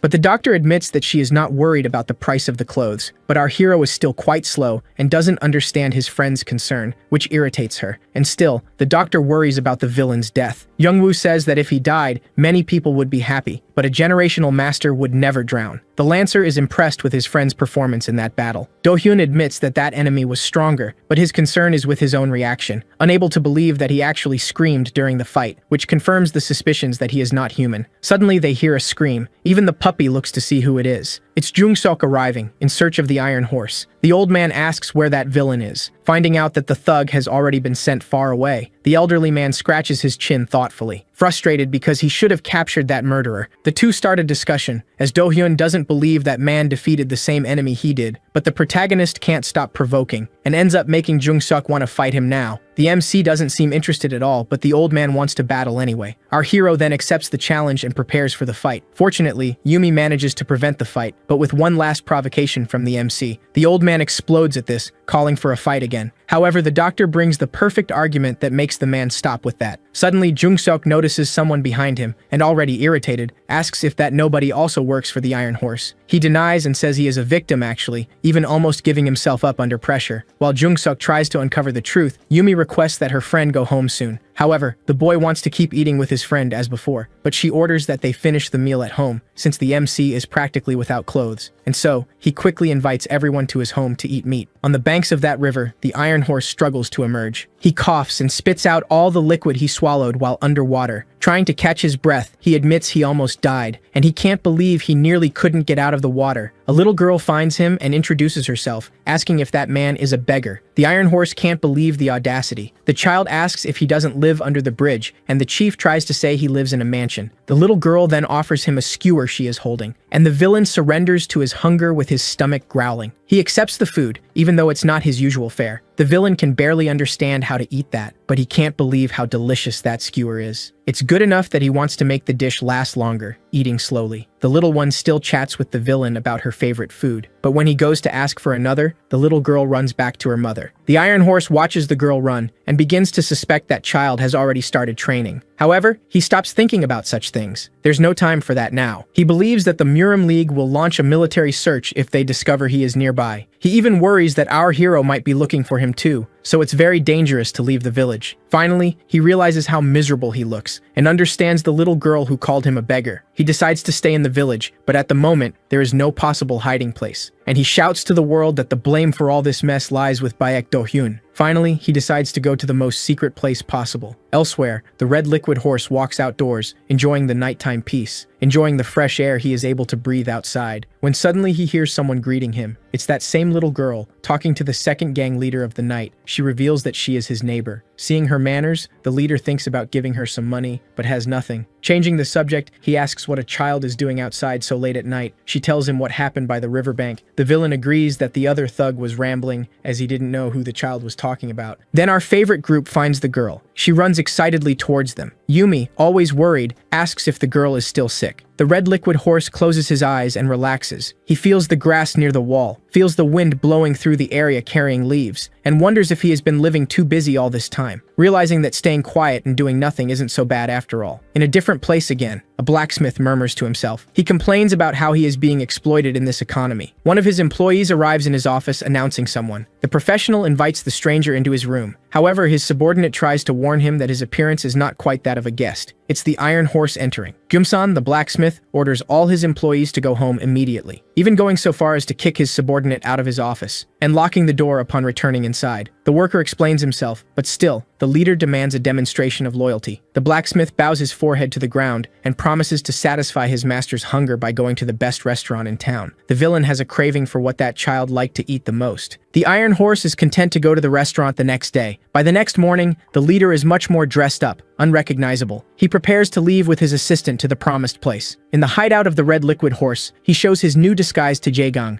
a fake beard. The blue warrior says it looks very good and tries to understand the reason for it. Now that he is disguised, the poisonous soldier can take his master to the best restaurant in the area to celebrate. And coming out of a successful sale, the group of heroes decides to celebrate with a feast. Hyeon knows a good place to go on that occasion, so everyone agrees to go to the best restaurant in the village. That same child from the previous night is the one standing there, greeting the customers arriving at the restaurant. In this case, it's the red liquid horse and his poisonous warrior. The leader of the big gang needs to borrow a bit of cash from his employee. However, just enough for some snacks for that little girl. Jaegang tries to see a greater meaning in that action, thinking he needs to please his master with money. That is the best restaurant in town, called Iltesulrajongi, and inside it, the iron horse grows increasingly impatient. But fearing that everyone there will die, his subordinate strives to calm him. And if something happens, the identities of the two will be revealed, and Gyumsan will lose everything he has built there. And to his luck, a table with food has just arrived in front of him. The blacksmith demands that those dishes be delivered to his leader, even if they were meant for someone else. But the other person is simply the horse of the red liquid, and his guard will defend him. The iron soldier sees the enemy master, but does not recognize him. The two begin to argue incessantly, each with a master more hungry than the other, and even being paid to deliver the food, the blue one refuses. The blacksmith tries to intimidate him, using his fame in the city, but it doesn't work. In a fit of rage, he pulls his weapon, and with his hammer, he charges to attack. but with great skill, Jaegang cuts the enemy's weapon and also charges to attack. Gumsun cannot prevent him from getting hurt. But with a flick, the Iron Horse defends his man from that blade, and does not fail to show how dangerous he is to weaker people, even holding the sword of the blue man, and ordering his employee to retreat as he is not strong enough. The man now joins the discussion, giving his opinion. However, the horse of the red liquid enters the conversation, already angry and grabbing his sword. The Iron Bandit gets irritated by the words he hears, recalling their encounter the previous night, and he prepares a powerful blow right there, charging with his fist closed, but his rival catches the punch with one hand, and the impact blows wind through the restaurant. Now the Iron Horse begins the session of provocations, trying to understand that power as well. The horse of the red liquid ends up doing the same. In the midst of his threat, the bandit from the metallic group hears the name of our protagonist and freezes. Our group of heroes has just arrived at the establishment, and they are hungry. The two villains are now terrified, realizing that the strongest man is in that place. The assassin of the red liquid seeks news, yet the truth is, they need to get out of there. His soldier guides his way to a quick exit. The Iron Assassin reaches the same conclusion as his rival, and he starts to leave right away. The waiter is angry with the behavior of those people. It is at this moment that the group of heroes arrives, hearing that they are going to throw food away. Yumi does not understand the reason for that, but her friend explains that it is because it is a very fancy place. However, the doctor already begins to haggle the price of the meal. Our protagonist is even impressed with her cleverness, but the waiter needs to ask the owner first. The woman who works at the restaurant is surprised to hear the name of the MC, and equally surprised to hear the name of her doctor friend. Now the boss is in a big problem. The waiter argues that it is okay to break the rules just this once, for them who are heroes. The madame agrees, and the employee complies with her order. In the hideout of the horse of the red liquid, the leader tries to understand why his enemy is in that place. But, with the words of his warrior, he begins to consider that it might have just been a meal schedule. The blue man concludes that it is better to avoid fancy restaurants from now on. On the other side, the Iron Horse is furious with his lackey, but the blacksmith didn't even know that Do-hyun was an enemy, and yet his boss throws him to the ground. The leader keeps making excuses for his defeat, and his companion also swears that from now on he will avoid fancy restaurants. Our group leaves the restaurant happily and with full bellies, and even though the protagonist wants to return there, Yumi quickly puts an end to that dream, and convinces the MC to avoid those fancy restaurants. As always, the confusion is set again. In the basement, in a dark and poorly lit place, a shadow discusses the battle from the previous night, in which Jung-seok was involved. It is Pyeon Sungman, and he believes that Do-hyun would have died there if it weren't for the former leader of the Murim League being wrong again. And who is listening to all this conversation is Jungtaek, trapped in that dungeon. The elder seems frightened as he says that everything bad that happens is the fault of our protagonist. At the headquarters of the Murim League, Pyeon Sungman is relieved. However, none of his problems have been solved. His colleagues and all the powerful people are against him. However, he is so full of himself that he believes this is envy. His desperation is clear, as he cannot find anyone braver than our protagonist. He can only think of the horse of the red liquid to defeat him, and in his hideout, the venomous soldier stands guard, happy that he will be able to serve his master. Meanwhile, he becomes a suspect when he gets close to the Murim League, due to his mask. Even worried, he hears a noise, someone accusing another of theft. It's that child causing a ruckus in the streets. The girl recognizes Jaegang from afar, thanks to his mask. This leaves the fighter distressed, who apparently had never thought of that. The man the girl accused runs after her demanding an apology, and being very clever, she asks the venomous soldier to take care of that guy for her. The little girl continues with her complaints, and the adults keep denying. Jaegang tries to understand that situation and that little one. However, with the fight heating up, the unknown begins to draw his weapon. He is furious with that girl, but in the blink of an eye, the masked man takes him down with a single blow. The guy falls to the ground with a broken leg. Jaegang humiliates him. Now his partner also draws his sword. However, he can't handle the speed of that fighter, being thrown far away after taking a punch, which makes the last partner run away, but he isn't fast enough either, and has his neck grabbed and his face shoved into the ground. Now the fighter realizes something while fighting. With his enemy on the ground, he understands how Do-hyun feels in his fights, and with everyone down, several stolen bags soon appear on that street. The girl was right. Jaegang is calm. He didn't even break a sweat. With that, all the people around treat him like a hero. The soldier is not used to so many genuine compliments. The child's smile shines beneath the mask. Already in the hospital, Haeyeon holds a piece of metal. The MC tries to take the item back from the annoying girl's hands, but the nurse decides to tie the iron plate and test it with Youngwoo. The spear wielder is worried, but his colleague assures him that everything is fine. He touches the iron with the tip of his weapon, and even though it was a light contact, the girl is still thrown far away, falling onto the sandy ground. But she gets up and soon attacks her partner. The boy has to scramble to escape from her needles. Only by mistake, one of the needles hits Youngwoo and ends up catching the puppy, making its owner, Yumi, angry. The younger nurse is very regretful, while the doctor takes care of her pet. Do-hyun teases that it's a cheating dog. The venomous fighter now returns to his lair. He remains distressed for not being able to keep a close watch on the Murim League, when suddenly, he is surrounded by the rest of that gang he defeated earlier, but they make the mistake of threatening the little girl too. And before he could notice what was happening, one of them already had a punch in his face. Jaegong's blow lands perfectly. Only now does he realize something within himself. He remembers the venom coursing through his body. The others are scared to see their leader defeated in one move by that soldier. However, now, the gang begins to feel the effect of his poison that spread through the air unintentionally. It's a small amount, yet he needs to end it quickly. He charges in without thinking twice, and starts unleashing his blows mercilessly, crushing the faces of all those rascals, defeating them all at once. With the substance gone, the group falls to the ground defeated. Again, the people appreciate his good deed as heroic. The fighter confesses that he might get addicted to that nice feeling. Pyeon Sungmin was among the crowd and saw everything. Now he starts trying to guess who that guy is. Even with the mask, the veteran notices the soldier's blue skin, and soon understands who that young man is. And without knowing that they have already fought, he imagines that the venomous fighter could put an end to Do-hyun. Jaegong is being described with many achievements to his name. Pyeon Sungmin truly believes he has a chance against the protagonist and invites him to a meeting. The fighter is worried about revealing his identity, but the elder insists that the fighter drink something. Protecting himself, the venomous man gets straight to the point. The old man from the league tries to ease the tension. However, the blue one isn't falling for his talk. Finally, Pyeon Sungmin introduces himself, which doesn't surprise his guest. However, knowing who he is talking to makes the guy tremble with rage, since a lot of bad things are his fault. Jaegong manages to lie about the reason for his trembling. The elder begins to boast and reveal new information to the blue villain, even revealing about the Iron Horse attack. After that, the blue man leaves in despair, shouting in his hideout. The horse of the red liquid notices his audacity in opening his door without asking. However, the matter is urgent, and even if the leader tries to make a joke, he hits the mark. The news still makes him stand up in shock. Now the boss celebrates that finally his plan is yielding results. However, when he gets excited to finally see who his opponent is, he discovers that the Iron Horse has fled. The man is first left speechless, and then the two can't hold back their laughter. But now that he realizes he was there in that little room for nothing, the irritation against Jaegong comes to life. This makes the fighter kneel to apologize, and from the ground, he also spreads the lie that the bandit fled when he saw Jung-seok. Although it seems real, the horse of the red liquid wants to be sure. However, knowing that Do-hyun was also there, the villain is sure of the truth. The fighter asks if they can finally go back. However, his boss responds with a frightening aura that intimidates him. Now, the leader concludes that it is not a good time to take revenge on Pyeon Sungmin, but his lackey reveals that he has an idea on how to make that revenge happen. With this effort, the horse of the red liquid rejoices with his man, promising great rewards when the two return. The next day, at Yumi's clinic, Hee-yeon continues testing that shield for the stomach. The nurse asks the protagonist to make one for her brother too. However, the MC declines this service as he has already done too much, which leaves his colleague amazed. Hee-yeon is very interested in the process. The two start to joke with each other, and suddenly they are off to buy meat once again. However, at the butcher shop, they discover that there is no more meat and are devastated. The two try to understand what happened. The seller vents that her shop is about to close. Do-hyun worries that some gang is bothering that woman. However, the girl reveals that it is not that. The problem is with the supplying farm that was invaded by bandits. The protagonist gets angry about that situation. His outrage is clear and very loud. Almost the entire neighborhood hears. Yuma is worried about Youngwoo, but he doesn't seem to be suffering much, since at the center of it all is his companion. In the hideout, the master stands up irritated, angry because his lackey couldn't do something very simple. The horse of the red liquid turns and leaves annoyed, while Jae-gang is politely called a warrior by someone. That is the owner of the place, and he also talks about the problem with the farms. That story deeply irritates the poisonous man. The fighter now paces back and forth trying to come up with an idea. When that child enters his hideout, she delivers the wanted bandits on a tray, and the blue guard will take the chance to gather more information, promising to catch all the crooks for that little girl. Taejun tries to think about what Pyeon Sungmin's plan might be. However, he comes across a familiar name. The elder becomes even more curious about all of this. In his mansion, Pyeon Sungmin laughs like a villain because his plan is working. The father of that child is startled to see the mask,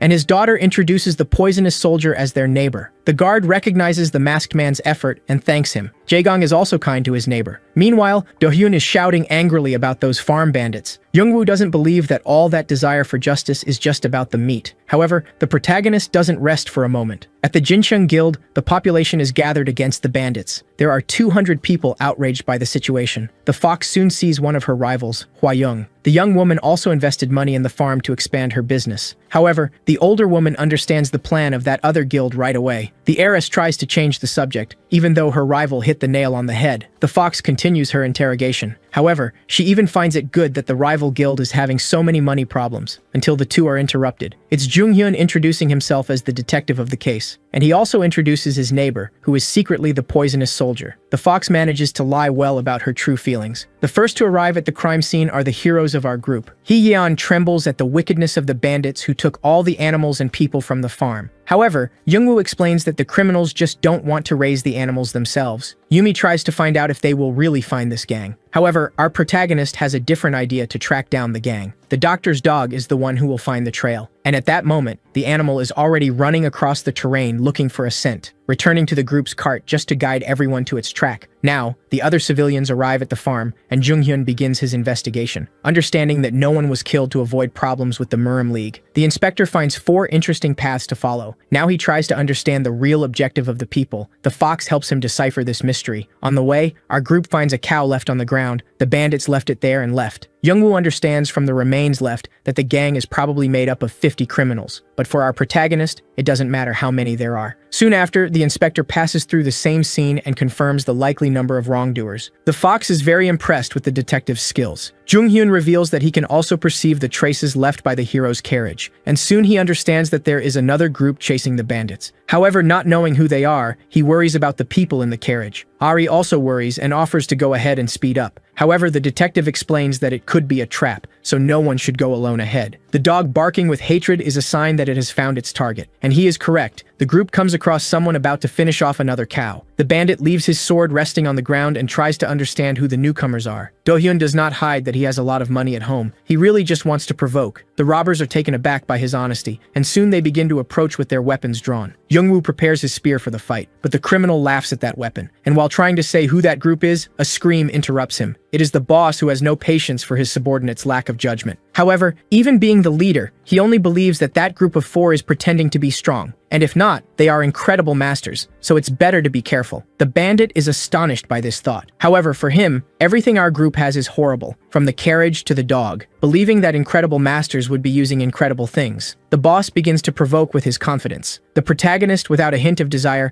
asks who they are. The leader tries to make a threat, but nothing affects the MC's boredom. Now Do-hyun's threat is much more effective. Hee-yeon prepares her needles, and she starts to threaten the bandit who challenged her. The gang does not take her seriously, which irritates the girl, and she throws dozens of needles. Even so, the criminals do not take it seriously. However, when the girl throws more, and the needles start to curve in the air, and head straight for the gang, everyone begins to fear the impending rain of stings. The screams scare the horses of the civilian group. Worried, Jung-hyun speeds up the group, believing that innocent people are in danger. Even with the fox asking him to slow down, the situation is urgent. The woman realizes that the screams are familiar. Her niece agrees that the noises are from Hee-yeon's victims, and so everyone begins to understand that the group of heroes is there too, even our poisonous warrior, who starts to tremble without knowing why. The rain of pain falls on that gang. The bandits who do not fall to the ground with the needles of death are hit by Jungwoo's spear. Hee-yeon passes through the gang, distributing more suffering. Amid the screams and bodies, Do-hyun walks calmly. The boss goes into a panic seeing that and prepares to flee. However, before taking the first step, the protagonist is already behind him. The MC says he can run. However, with a crazy look, he reveals that he just wants to see what happens if he tries to chase the bandit. The warrior buries his face in the ground and begs to be spared. When the people arrive at the scene, the poisonous soldier is startled to see Do-hyun. However, he does not understand why the hero is there. Hee-yeon gets angry. She wants the credit for having defeated so many bandits, and argues that defeating many is more important than taking down the boss. The blue man is afraid of being discovered and decides to sneak away. The detective now tries to understand why our protagonist did that. The hero reveals that because of those bandits, the price of meat has gone up, and he couldn't just stand by. The warrior is surprised that his neighbor knows Do-hyun, and now he doesn't know what's going on anymore. Hee-yeon finally comments on the mask, saying that it is very stylish. Now the masked one is surrounded. He can only stand there. He tries to feel relieved, thinking that now that the gang has been defeated, everyone will return. However, the protagonist says they are not done yet. The MC calls the bandit boss, who responds immediately, and reveals that the gang was ordered to commit that crime. The investigator asks who ordered this, but the leader has no answer. Do-hyun goes to the end of this situation and calls the inspector, and everyone in that group decides to unite. The only one defeated by this is our poisonous warrior. The fox decides to send some men to help,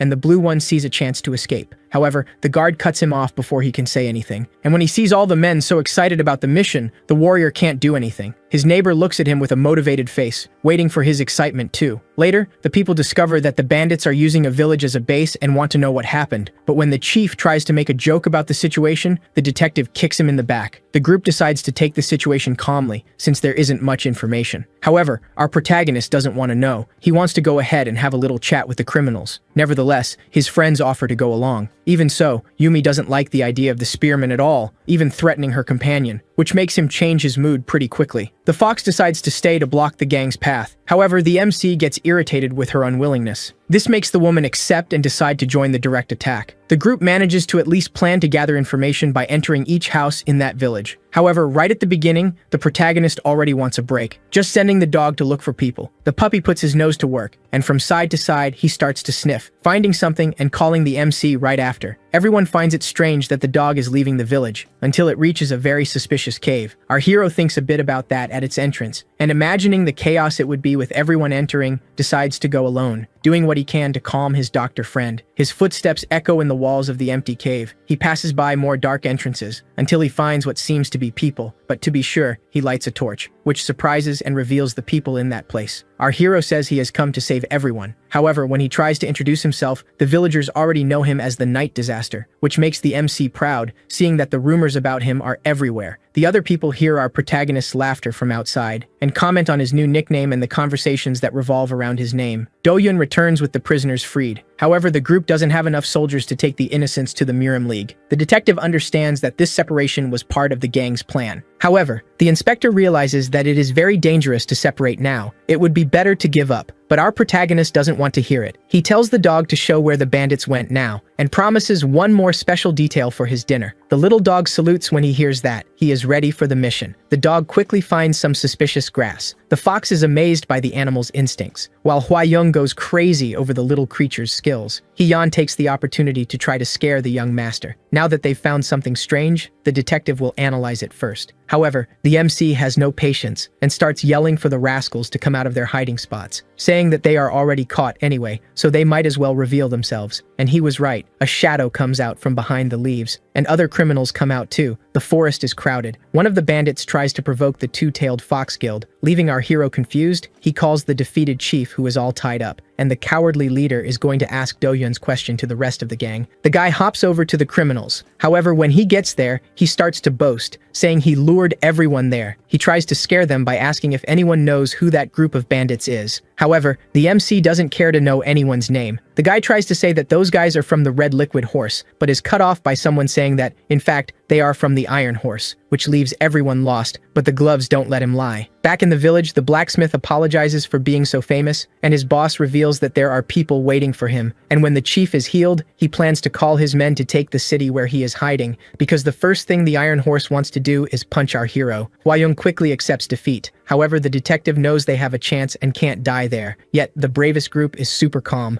And with that, the inspector knows that everyone will return home safe. The leader of the bigger gang orders the attack, and all the boys charge forward. But of course, they also start taking hits. Jung-woo uses his spear and begins with his moves. However, there are a lot of people in front of him, so his friend comes to lend a hand. She jumps and throws her needles. Jae-gang also takes the opportunity to vent his anger on those scoundrels, since it's their fault anyway, starting to hit the attackers as well. But as he can't use his venom, he finds himself surrounded. The spearman is also being pressured by the many fighters. Hee-yeon discovers that they are wearing metal protection, so his tips can't pierce either. The boss remains confident, even seeing that his rivals are quite strong. His thoughts are interrupted when one of his men is thrown in front of him. It's our MC taking down several thugs at once and attacking each one. Do-hyun realizes who the real boss is there. The leader is very worried about the protagonist's strength and decides to prepare his fighting style. While 3 of his soldiers block our hero's path, our MC gets rid of one and holds the swords of the other 2, but in this distraction, the villain takes the chance to advance with his blade. However, Do-hyun kicks the metal and breaks it into pieces, also grabbing the necks of those thugs from before, banging their heads together right into their boss. The pain makes him scream very loudly. Yumi and Hwa-young watch the fight, however. The young master thinks she is in love, which makes the doctor's face change completely. Later, the doctor assures that no one is in danger anymore. The The fox is already ready to take the rascals to the Muram League. The protagonist and his friend make sure to collect all the iron protection from the fallen. This makes the older woman excessively happy. However, the nurse also wants her share, since she also took down a few. Hwa Young is upset for not having made a deal earlier. The detective brings good questions to be addressed, and the fox is quick to accuse the young master of hiding something. Under pressure, Hwa Young needs to start talking, that her plan involves expanding her guild and spending a lot of money, having even firm plans for her spending. Since she didn't expect the Iron Horse to rob a farm, almost everything is gone. Yumi still finds it strange that this happened, but when Do-hyun asks, the gang leader explains everything. They actually wanted to punish the protagonist. However, he didn't know that the MC was right in front of him, and that truly terrifies him, even making him throw himself on the ground. Our hero wonders if this villain has already gone to the other world. Thus, they discover that a request appeared while that gang was waiting, and the thugs decided to make some quick cash. However, the protagonist still wants to get to the bottom of this, to the person who made the price of meat rise. Once again encouraging everyone to continue their search for the culprit. In his hideout, the red liquid horse can't stay still. He is worried about his warrior when that child visits him again. She tells about the adventure Jae-gang got involved in. This irritates the villain who doesn't know the reason. However, his mood is restored when the girl reveals that she has soup. Now, the leader enjoys his soup in peace, along with the child and her mother. The two stare at him while he eats. The villain is tasting a fantastic soup. Back in the forest, a conversation takes place. It's the fox sharing her plans with her husband, but he soon panics when he hears that Do-hyun is leaving the city. His wife explains that this is why their niece will follow him. Her husband's idea is to keep our hero's return a secret. However, the fox doesn't understand the reason. Pyun Sungman once again receives wrong news,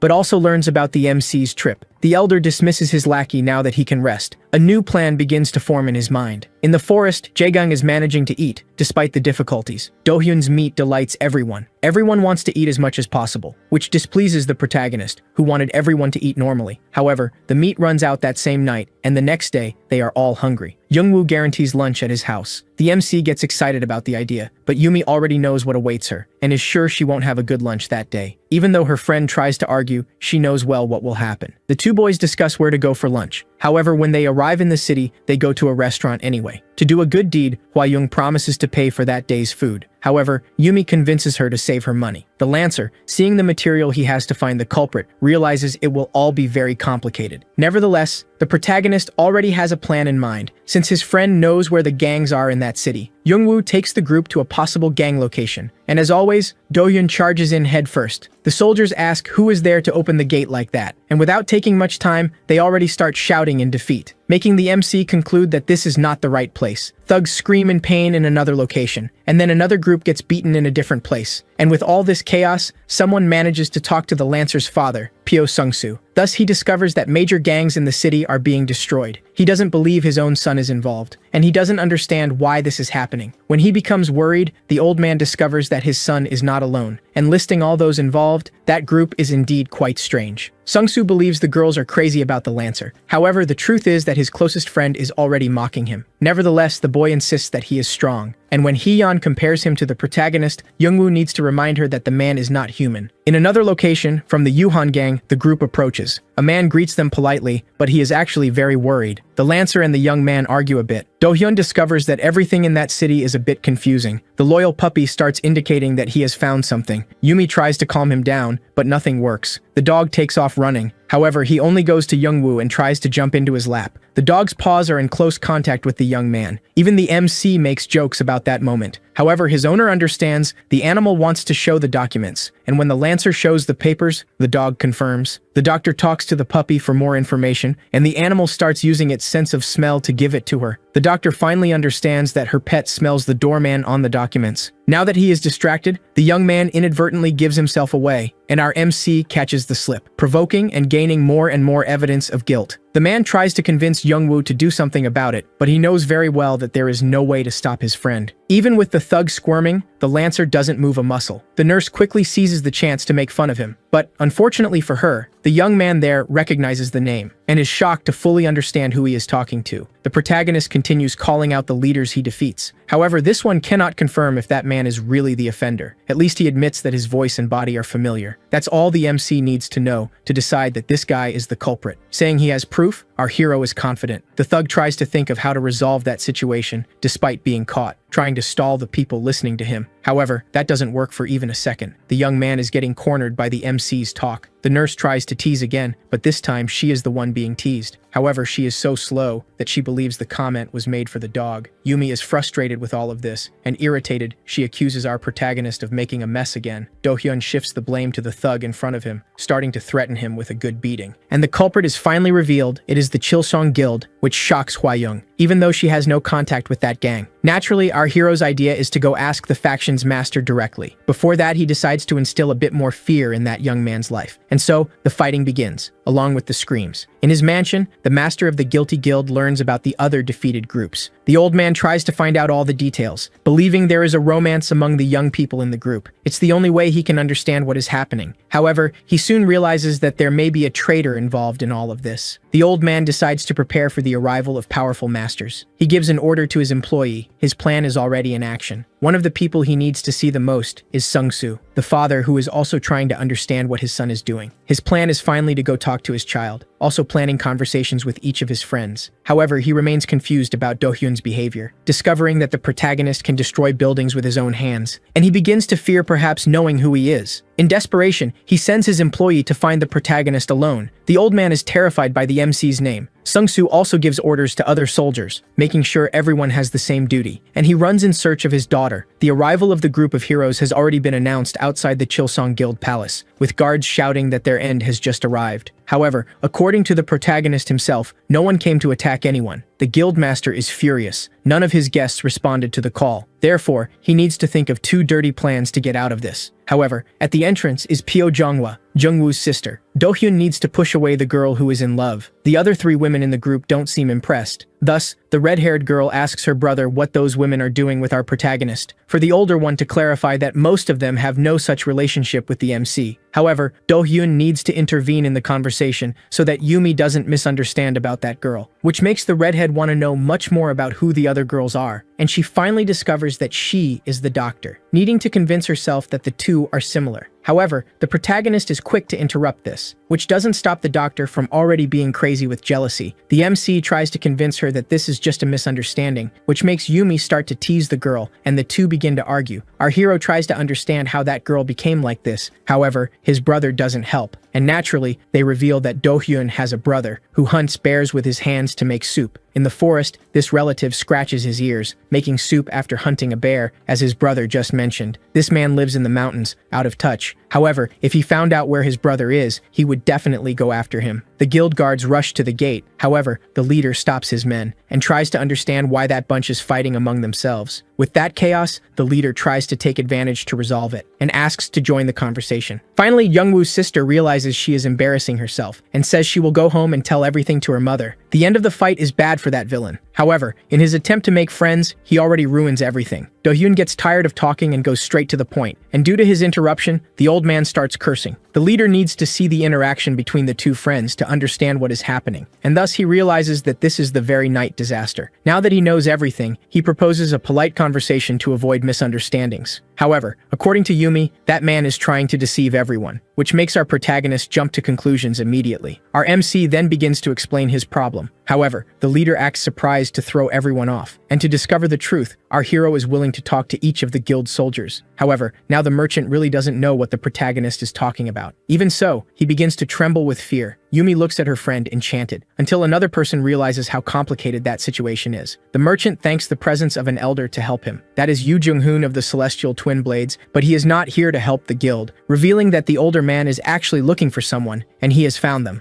Ari comments that this is a very respected man. He is one of the strongest men in the region. Unfortunately, a meeting between him and his aunt would not be positive, and he is also not there to talk to the spearman. The protagonist and the nurse also think they are the important subject, and therefore, they start to argue. However, in reality, he went to meet Jung-hyun. That man is his father-in-law, and their story seems quite tangled. The detective explains the reason for being in that city. However, the elder's anger was already prepared. Again, the inspector needs to explain his motivations. However, the rivalry is already well established. Everyone is unable to react upon witnessing that conversation. The discussion doesn't stop. In fact, it only gains more tension. However, Do-hyun politely asks them to fight elsewhere, as he needs to talk to that suspicious merchant. However, the clever leader tries to use the elder to defend himself. Unfortunately, his plan begins to work, and he starts shouting at the two most powerful in the group. However, the elder needs to say once more that he is not there to help him. Jung-hyun is tired of this confusion and all this conflict. He really believes that Do-hyun is responsible for the mess, and so the protagonist already starts a fight. The MC remembers who initiated a fight in the same way in the other city, and he goes straight for the attack. However, the old man manages to retreat quickly and is impressed by our hero's speed. Seeing that he will really need it, he starts to draw his swords. Do-hyun admits that the old man looks really cool wielding his blades. The doctors comment on that officer and his family. However, when Yumi mentions that child's name, his attention turns to the doctor. The old man is annoying our protagonist by pointing that sword at his friend. He is surprised to discover his full name, recognizing that Yumi saved his granddaughter's life, finding out that the MC also helped in saving the child. The doctor manages to make him realize that he is fighting someone who saved a member of his family. Now the old man tries to understand the rumors about our hero's routine, who proudly talks about how much he can sleep in the morning, which makes the old man upset, thinking that Do-hyun lives a lazy life. However, the protagonist knows he doesn't need to train hard, counting that even his younger brother, who did nothing with his life, can defeat a bear with nothing in his hands. Now, the tension is already disarmed. There's no sense in fighting anymore. The old man sees that the doctor is not lying, and decides in fact to pay the MC for saving his granddaughter. Now, the master is on our group's side, and he also wants to know the truth, threatening that leader if he doesn't know absolutely everything. The leader confesses that he destroyed the farm because it was an important place for the Daejung Guild. The young guild master demands to know the reason for that attack. Our protagonist is smart and sees the guy trying to lie. However, he confesses that he was threatened by a remaining red devil. The old man forces him to speak the truth at once, and it all started 6 years ago, when he tried to set a trap against the Daejung Guild. Hwa-young realizes that it's the same time her father was hurt. The young woman cannot believe in that man's good intentions. He even paid the bandits, but was afraid of the other guild's revenge. And that's why he tried to stay on top, so that revenge would never be possible. Our protagonist realizes that if he hadn't defeated the Red Devils back then, this wouldn't have happened. However, everyone knows that this is not his fault, especially since other people would have suffered if it weren't for the gang's defeat. Thus, the MC feels more at ease about his actions. Even so, he feels guilty for the young master's sadness. That's when Yumi notices something, even surprising the guild leader. However, that is not enough for Hwa-young. She wants revenge, even trying to take the detective's sword. When she offers money, even the poisonous soldier tries to negotiate. However, fortunately, her father arrives to calm her down. Her daughter's rage finds a very serene calmness in her father, making her cry in his understanding arms. The doctor is interested in her leg case. She decides to take a look herself. Since the limb trembled in a unique way, the suspicion was correct, revealing that the great doctor of the city treated a similar case last year. Of course, the doctor also knows how to do it, but a sacred herb is necessary to perform it. That's why they should go to the larger hospital, since Do-hyun sold one of those herbs to them. Hwa-young cannot control her emotions, crying non-stop. Yumi tries to provoke the MC while he has a new idea. The protagonist is already thinking of going after the next culprit, the surviving Red Devil. The group then returns to a familiar place, and they find one of the men that our hero beat up to get information. The group catches him in a very suspicious situation for an innocent man. The doctor manages to come up with a new nickname for her master friend, and the nurse decides to use it too. The guild leader, who is now a prisoner, understands that Do-hyun is as smart as the rumors say. The man who got beaten tries to ask the old man for help too, but only knows how to tell lies, which deeply irritates the old man, who already knows everything. When Do-hyun asks if he knows his prisoner, the man lies, and asks if he knows the father of the injured leg, but the guy doesn't tire of trying to lie to escape. However, the old man is not in the mood for idle chatter. The injured man says he was also threatened. He had no choice. However, the officer doesn't buy that story. This time, it's Ahri who understands everything, deducing that he was a weaker member of the old gang. However, the man reveals that he just couldn't handle the threat he faced. Our protagonist understands that this guy is indeed a villain. Father and daughter share an emotional moment when the truth is revealed, and with every shout and action from Do-hyun, Hwa-young falls a little more in love, wanting to do all sorts of things with our hero. But Yumi just needs to cast a glance over her shoulder, and the young master already hears the order not to touch the MC. Now, with everything resolved, the 3 culprits will be locked up in the city jail, and with the elders gathered, they will decide what the punishment will be. Our hero celebrates that finally the price of meat will normalize thanks to his work. He gets angry when his spear-wielding friend doesn't believe that all of this happened just for that reason. Now that everything has been resolved, Yumi wants to return to open the clinic, which makes Hwa-young sad. However, the group has nothing more to do in that city. The young woman promises to get all the best if the group stays for another 10 days. However, nothing she offers interests our protagonist. The young master wants to know if they they can't wait another 10 days to protect her father on the trip they will have to make in the future. She knows that this move will attract many enemies, and she needs the MC to defeat them all. Hwa-young gains hope that her request will be accepted, but Do-hyun's suggestion is that she hire at least 100 warriors for this job. When she reveals she is worried about the cost, Hee-yeon can't stop laughing, calling our hero cheap. This angers the protagonist, who demands to know if that is true. A group of men rests under some trees. One of them starts talking about our hero, and another comments on his great feats in that village. The rumors spread in a messy way, yet everyone continues to fear that powerful crew. Also talking about the brave spear wielder. Even Yumi joins the conversation due to her medical talent and being very beautiful. Soon after, everyone agrees that she is indeed beautiful. The group is already on the road inside their cart. The MC and his doctor talk about the desire to resolve the issues. Hee-yeon notices that Jungwoo is a calm guy. The two chat about how difficult it is to find a date. The nurse confesses that she still needs to learn how these things work. The spear wielder mentions that he will visit his home before taking everyone away. Yumi insists that they leave right after. Jungwoo's father welcomes everyone with great joy, and he immediately starts chatting with the girls in the group. His son begins to introduce each one, starting with the doctor. The elderly man thinks she resembles his own daughter. However, the MC quickly complains. Then, he introduces Ari, the white jade that his father already knows from the rumors. He pulls his eldest son aside and asks if she is interested in him. However, the spear wielder says she is already committed. Feeling all awkward, she complains that the young detective isn't really her boyfriend. This leaves Jungwoo's father somewhat upset, as the girls' guild is very strong. Now, they just need to introduce the nurse. In a calm and sweet manner, she says her own name, and ends up receiving compliments for being so polite. Of course, the father already knows the name of the daughter of a famous doctor. However, this is also the name of someone very dangerous, according to what they say around. Now, the elderly man doesn't know what his son has been doing with his life. The detective needs to pause the conversation to remind everyone that the survivor of the Red Devil is still on the loose, and the task won't end until they catch the rogue. Wishing to go home, Do-hyun asks if the inspector's father-in-law can resolve this, but the truth is that everyone is busy with things to do. Ahri, who is still scared from the attack by that gang, agrees that they need to catch him before returning. Our hero starts to agree too, but the guard asks for just one day to resolve everything alone. Yumi confirms that they can stay one more day, but complains that she will have to sleep in that dwelling. The next day, the group already has a lead on where to find the culprit. Do-hyun notices the inspector's talent and wants to wrap this up quickly to leave. Hee-yeon is amazed by the number of water mills in that beautiful place. Jungwoo introduces the workshop of the mills, the pride of his village, where they make many things. The inspector suggests they split up to gather information, since the guards are suspicious of outsiders. Our hero is quick and soon teams up with Yumi to form a duo. Their other companions join them, and now the group is together. The poisonous soldier is happy that he will finally be away from the protagonist. Now the four warriors are together with their little dog as well. The doctor asks if anyone knows where to start the search. However, no one can think of anything important. The doctor then has a plan, thinking that it is necessary to work with other people, suggesting they go to the Daejung Guild workshop. However, since she doesn't like the boss there very much, help is still needed. When they arrive at the workshop, one of the workers explains how things work there. He mentions that there was a big mess last night. However, he doesn't know where someone could hide, since there are many mills and warehouses around. There are also corners where people can simply tuck themselves away, and it is in these places that Yumi thinks to look first, showing everyone that she is smart, making her companions admire her mind. When Hee-yeon feels down, Jungwoo makes a point to say that she is also a 10. Now they wonder how they will find the clues they need. However, with the help of their little dog friend, anything is possible. Already at the fourth place they check, they discover that there are also traces of someone hiding that morning. The doctor is puzzled by so many people hiding like this. The spearman agrees that it is indeed strange. The doctor asks her little dog to use his talent again and lead them to where these people are hiding. Sniffing twice and turning his head in every direction, the dog starts to act. The dog has already found where they need to go, with everyone heading to the same spot. Jungwoo also finds it strange that 4 people who were hiding are going to the same place, and the whole group follows the excited dog there. Yumi discovers that it is a very beautiful place full of greenery, a giant dam in the middle of the forest. Jungwoo, who knows the area, explains what that place was like at the beginning, also mentioning that the structure serves to keep the mills running even without rain, being a very important place. Yumi realizes, and the spearman agrees, that it is strange not to have any guards there, even with the door locked. Impatient, our hero forcefully opens the door at once, pushing a door that opens outward, leaving his friend speechless. Inside, the little dog is the first to become alert. The spearman notices that someone is inside, and the MC rushes in thinking of throwing some punches. However, they find unconscious men there. The doctor offers to check their condition.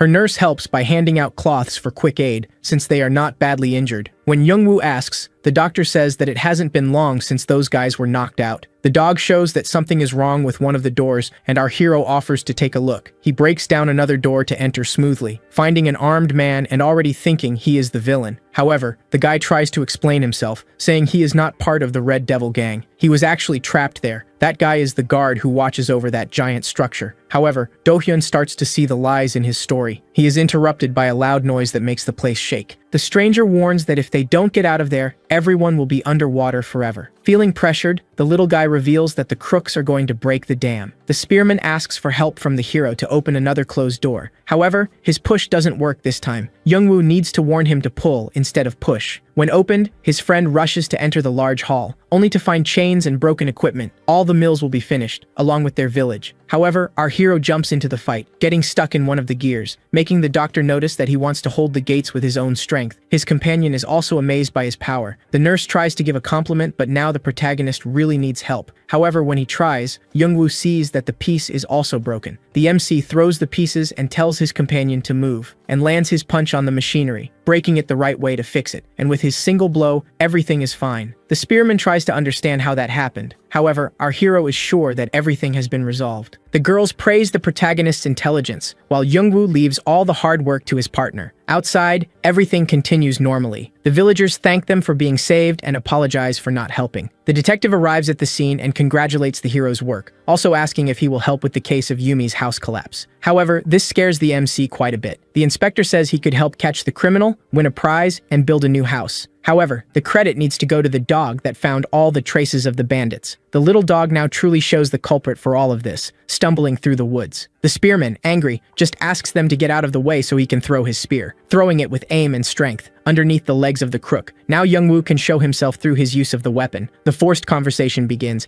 and the denial of that guy too. However, with enough threat, the young man starts to spill everything. He left the other guy in that room knowing that the guy could die. Now the criminal blames another person who broke his toe. The criminal tries to stall while the two ask questions. However, the spearman is not calm at all after almost losing his village, making the crook show where the other bandits are. The little dog is sent again to follow the trail of a bad guy, leading everyone in the right direction where the others ran. Everyone wants the power of that creature. However, the venomous soldier tries to be smarter to trick that dog in tight situations. When everyone arrives at the marked place, the bandits are already escaping in a boat. They celebrate and taunt since they are too far to be caught. However, even from afar, they are defeated by our hero, who is still on solid ground. With the bandits back on the sand, our MC starts with his talk. The detective notices that one of them really looks like the person they are searching for. Do-hyun begins his threats to make them open their mouths. The two are already scared enough. However, even so, they need to scream in pain to speak.